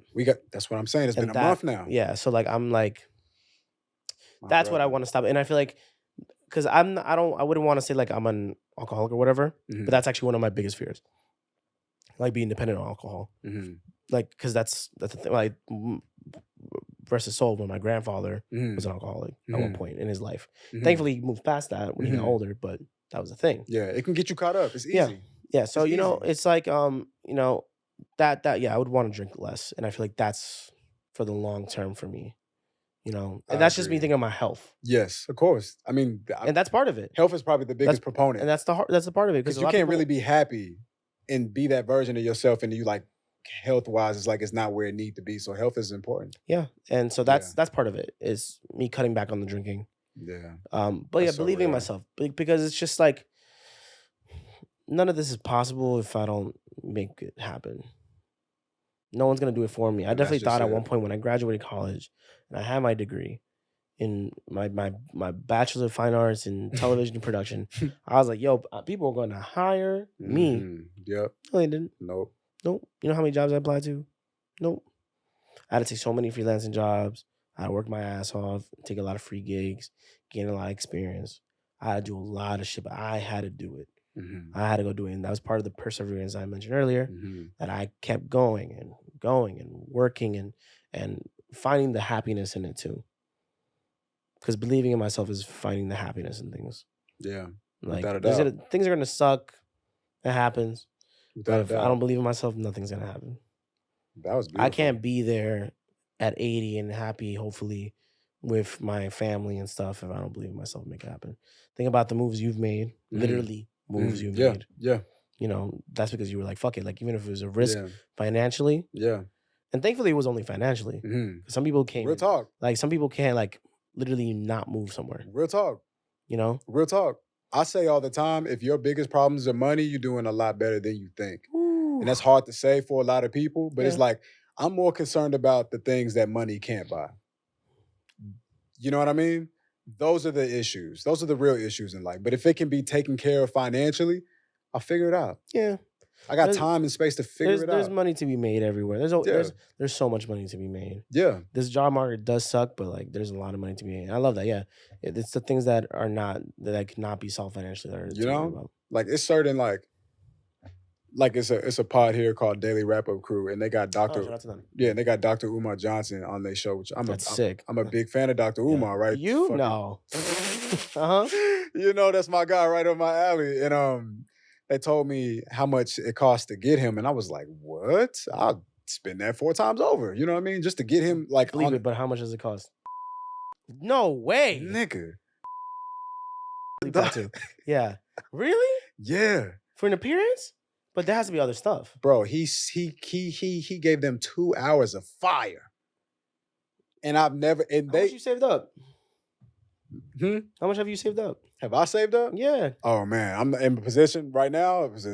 I'm no position to get him right now, but man. but they got the The platform. day you do, Yeah, I'm doing that.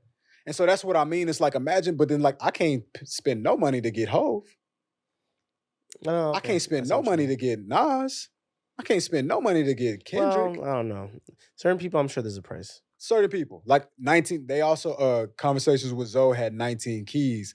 And 19 keys said, word of advice for anybody who want to book me, them emails come a lot faster when you got the budget in the subject. And I was like, fair enough. Heard you. We didn't pay 19 keys when I did a Royal Mall. No offense to 19 keys. But damn.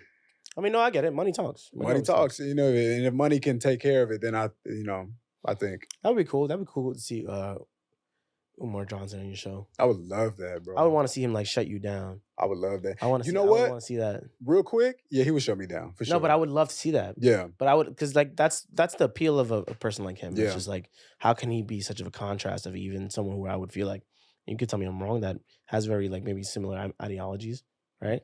yeah. Or would for you sure. say you have like contrasting like ideologies? Nah, I agree with a lot of shit that he You said. know? But then I'm sure he'll find it. Yeah, the biggest issue that I had, not even an issue because I had faith in him, but like the biggest thing that you could challenge Dr. Umar for me was like, what's going on with this school that you're supposed to be building? And like, you took all this money from these Ooh. people, but he has the school now. Okay. You know what I mean? And so that's it. But what I was gonna say, speaking of like, you were on my list of dream guest list of people to talk to. Why? Dream guest list? I have a dream We could guest have list. been done this. Yeah, I mean, yeah, we I could mean, have. obviously, I got thankfully more time now, Yes. so that allows it. Yeah, but it's like I'm a very busy guy. Yeah. You're a very busy guy. Mhm. You know what I mean? So sometimes it's more than just what I would do. It's like what makes sense for my life. You know, like even if you got free time, does that mean you really have free time? Not for me. No, yeah, I feel that. Not for me. You know what I mean? Like if just because I'm free don't mean I'm free. And maybe it's a little bit of a pessimistic thing of me, but sometimes I feel like if I'm not putting my time into doing something where I'm gaining more success, I'm losing that time.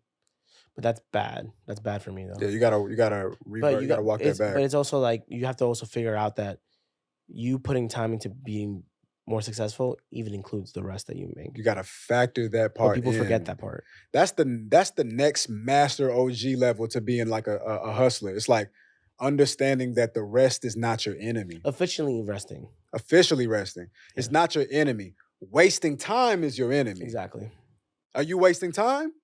You in the crib just fucking doing like it's a difference. Like, and it depends on who the person is, but if you know in your heart that this is fucking around and it's not like the type of fucking around that's actually part of resting, then okay, then you know. You know what I mean? So spend your time wisely. But listen. Wait, no, hold on. Give me 3 people on that list. That's not Umar or me. Say less. Also, is it like me and then Umar Johnson or like Umar Johnson then me? Like what do you have an order? Hold on, I got you. Because I'm gonna be tight if like I'm under Umar Johnson. Some of these people I've reached out to, some of these people have told me that they would do it. Okay. Small amount. And you can bleep out the names you don't want to put out. That's cool. One of the dudes, his name is Miggs. He's Larry Jones. Oh, yeah. That was supposed to happen. Yeah, okay. It didn't happen though. We just leave it at that though. Eddin. Jonathan Mannion. I ran into Jonathan Mannion the first time I ever came to New York. Jonathan Mannion was somebody, he's a very accomplished hip hop photographer. Very accomplished. Like he's photographed some of the most iconic. That's funny. I think I just followed him recently too. He's oh no, I didn't. Oh yeah, sorry. They gave like an appreciation post of him. Okay, yeah. So he's captured some iconic hip hop photos that we've all seen at some point in time. And my first time in New York, I had an Airbnb in Jersey, and I was trying to rush to get to Harlem to like shoot an event for some people that I came there with, but they, just in different parts of the city while in our Airbnbs and stuff. And so anyway, I'm trying to rush to get there. And then there's this dude on the train, he right across from me. I'm like, yo, you look familiar. I feel like he this dude who do like phone reviews, and then he tell me who he is, and then like I get up out of my seat like I seen a ghost. Because when I was in high school, I used to skip class and go to the library. Ironically, I'm skipping class. I'm still in school. I'm skipping class. It'd be like that. Yeah, I'm skipping class, and Twitter wasn't on apps. So I was on Twitter, and I was tweeting Jonathan Mannion, and I was like, one day I'm going to meet you. And I'm going to be your apprentice. That's crazy. You know what I mean? I'm going to be your apprentice. And now he's sitting right across from me. And then he gives me his phone. That's why I moved to New York City. Wow. Because of that moment. I was just like, okay, if this type of magic can happen out of proximity, I have to be here. But you see, that's why sometimes, don't get it twisted. Please don't. Like, I hate the idea of rent going up and shit like that and fucking gentrifying, even though I understand that's part of it. Of course. But that is where the value of New York City compared to even LA, honestly. That's the only value to me. That's like the way you could just meet someone like one day out of nowhere. That's what the city is about. Run into A$AP Rocky 4 times. Yeah. Run into Action Bronson. Run into whoever. I believe you live in New York for the most part because it's families here. So they're not. It's families that have no intention of becoming millionaires. Yeah, they just want to live here, and I just want to live here. 100%. I personally feel like for the majority of people, at least that come here, you know what I mean? Or young people that are aspiring for something because they are trying to get a big bag. You live in New York to triple your worth, bro. Yeah. Period. Damn, that's crazy. Okay, so wait, are you going to talk to him anytime soon? I reached out to him after I moved here because once I was visiting then. Then I moved here and then I was just like, he the first I want to work with him. I'll carry your coffee, whatever. He never got back with me. Okay, I happens. can understand why, because he's probably like, Who is this person? I don't got time to be Yeah. like coddling, you know what I mean? I think now I would be in a much better position to offer him value. You guys will cross paths. We'll cross paths. I'm gonna put my faith in that. We'll cross paths. I Yeah. definitely want to And talk it'll to. be at such an optimal time. It'll be right, bro. It'll be right. And you know what? Even if it doesn't happen, like that inspired me to make this move, and that changed my life. So he played his role for me in my life. That's sick. You know, I wonder if he knows that. he don't, but that's why it's wild. Yeah. Wow. I would love to sit down with Jinx from Hot 90. No, he was never part of Hot 97. He was part of Complex. I don't know why I said that. Let us sit down with Jinx. Let us sit down with Ebro from Hot 97. That would mean a lot to me. That would mean a lot. Hell yeah, that would mean a lot to me. Calmatic. Love to sit down with Calmatic. Let us sit down with Joe K from Solection. Oh my God. Oh yeah, okay. Oh my God. A lot of people. Cole Bennett, you know what I mean? A lot of people. But you were on the list though. Damn. You dead ass on the list. Putting me on that list is crazy. Yeah. I appreciate that. Yeah, for sure, bro. I mean, I would like to think that from the introduction alone, it's like I just wanted to make it clear. It's like, yo, like I value the time. Let me show you how. The best way that I can. I appreciate that. Thank you know what I mean? Just by saying like, yo, this mean a lot to me because I do look up to you and I do admire you and I do respect you because you represent everything that I see in myself. You know, you really do. And I can see that and vice versa too. You get what I'm saying? What I see in you is what I see in myself. Like what I like the most about me, I see that in you. And therefore, like it feels good to be like akin to somebody who is like working for something that they want in their life. They're striving for it. Yeah, finding like-minded individuals in this place is it's funny. Easy, bro. It's not easy. Yeah. But there are so many people who do the same. They do the same thing. Mm-hmm. That does not mean that they're like-minded. That don't mean that. You know, and everyone does have a drive. Mm-hmm. You know, they want success. Everyone wants success. Mm-hmm. But it's the way they come about it. I've experienced more often than not meeting people that do similar things, but it's not similar the way it need to be. Mm-hmm. Like I was like, okay, like yeah, you talented and you do things, but your heart not right though. Mm-hmm. You know what I mean? Your energy, how do you gauge that? It's feelings. It's just how I feel. Like their actions and shit. The decisions that you make. It's like the things that you say about people when they're not here. Yeah. The corners that you cut. The type of things that you do. It's like you're not a leader and you're asleep behind the wheel and you don't appreciate what you have. And that's dangerous to me. You know what I mean? And there have been times where I haven't appreciated what I had, and there are times where I've been asleep at the wheel. But it wasn't the totality of me though. You know what I mean? Everyone is gonna have a moment like that. Yeah. You're only human. Right. We're all only human at the end of the day, man. Right. And I mean that in its best and simplest form. Yeah. But the step is step though. You know what I mean? And you step, bro. Like you really out here. Like you literally have, like I said in my introduction, like you have a commitment to a standard of excellence that is like, that stood out to me because it's like, I always want to try my best, but I would be lying if I said that like what I consider to be my standard of excellence is at your level though. It's just not, you know what I mean? Like you see what you see, you strive for what you strive for. And it's like, damn, now that's like, and you committed to that. Like you like, this is what I would like to happen every single time. I'm cool with it not hitting that. I'm not going to necessarily be the most happy with it, but like, I'll let some shit rock. I'll do some shit the goofy way just to say that it's done. You know what I mean? Like, but that happens. No, it does. And I know that happens for you too. But like, for sure. I'm not, I know. You know what I mean? Like, but more often than not, I have seen you be committed to a standard. You have a standard of excellence. Yeah.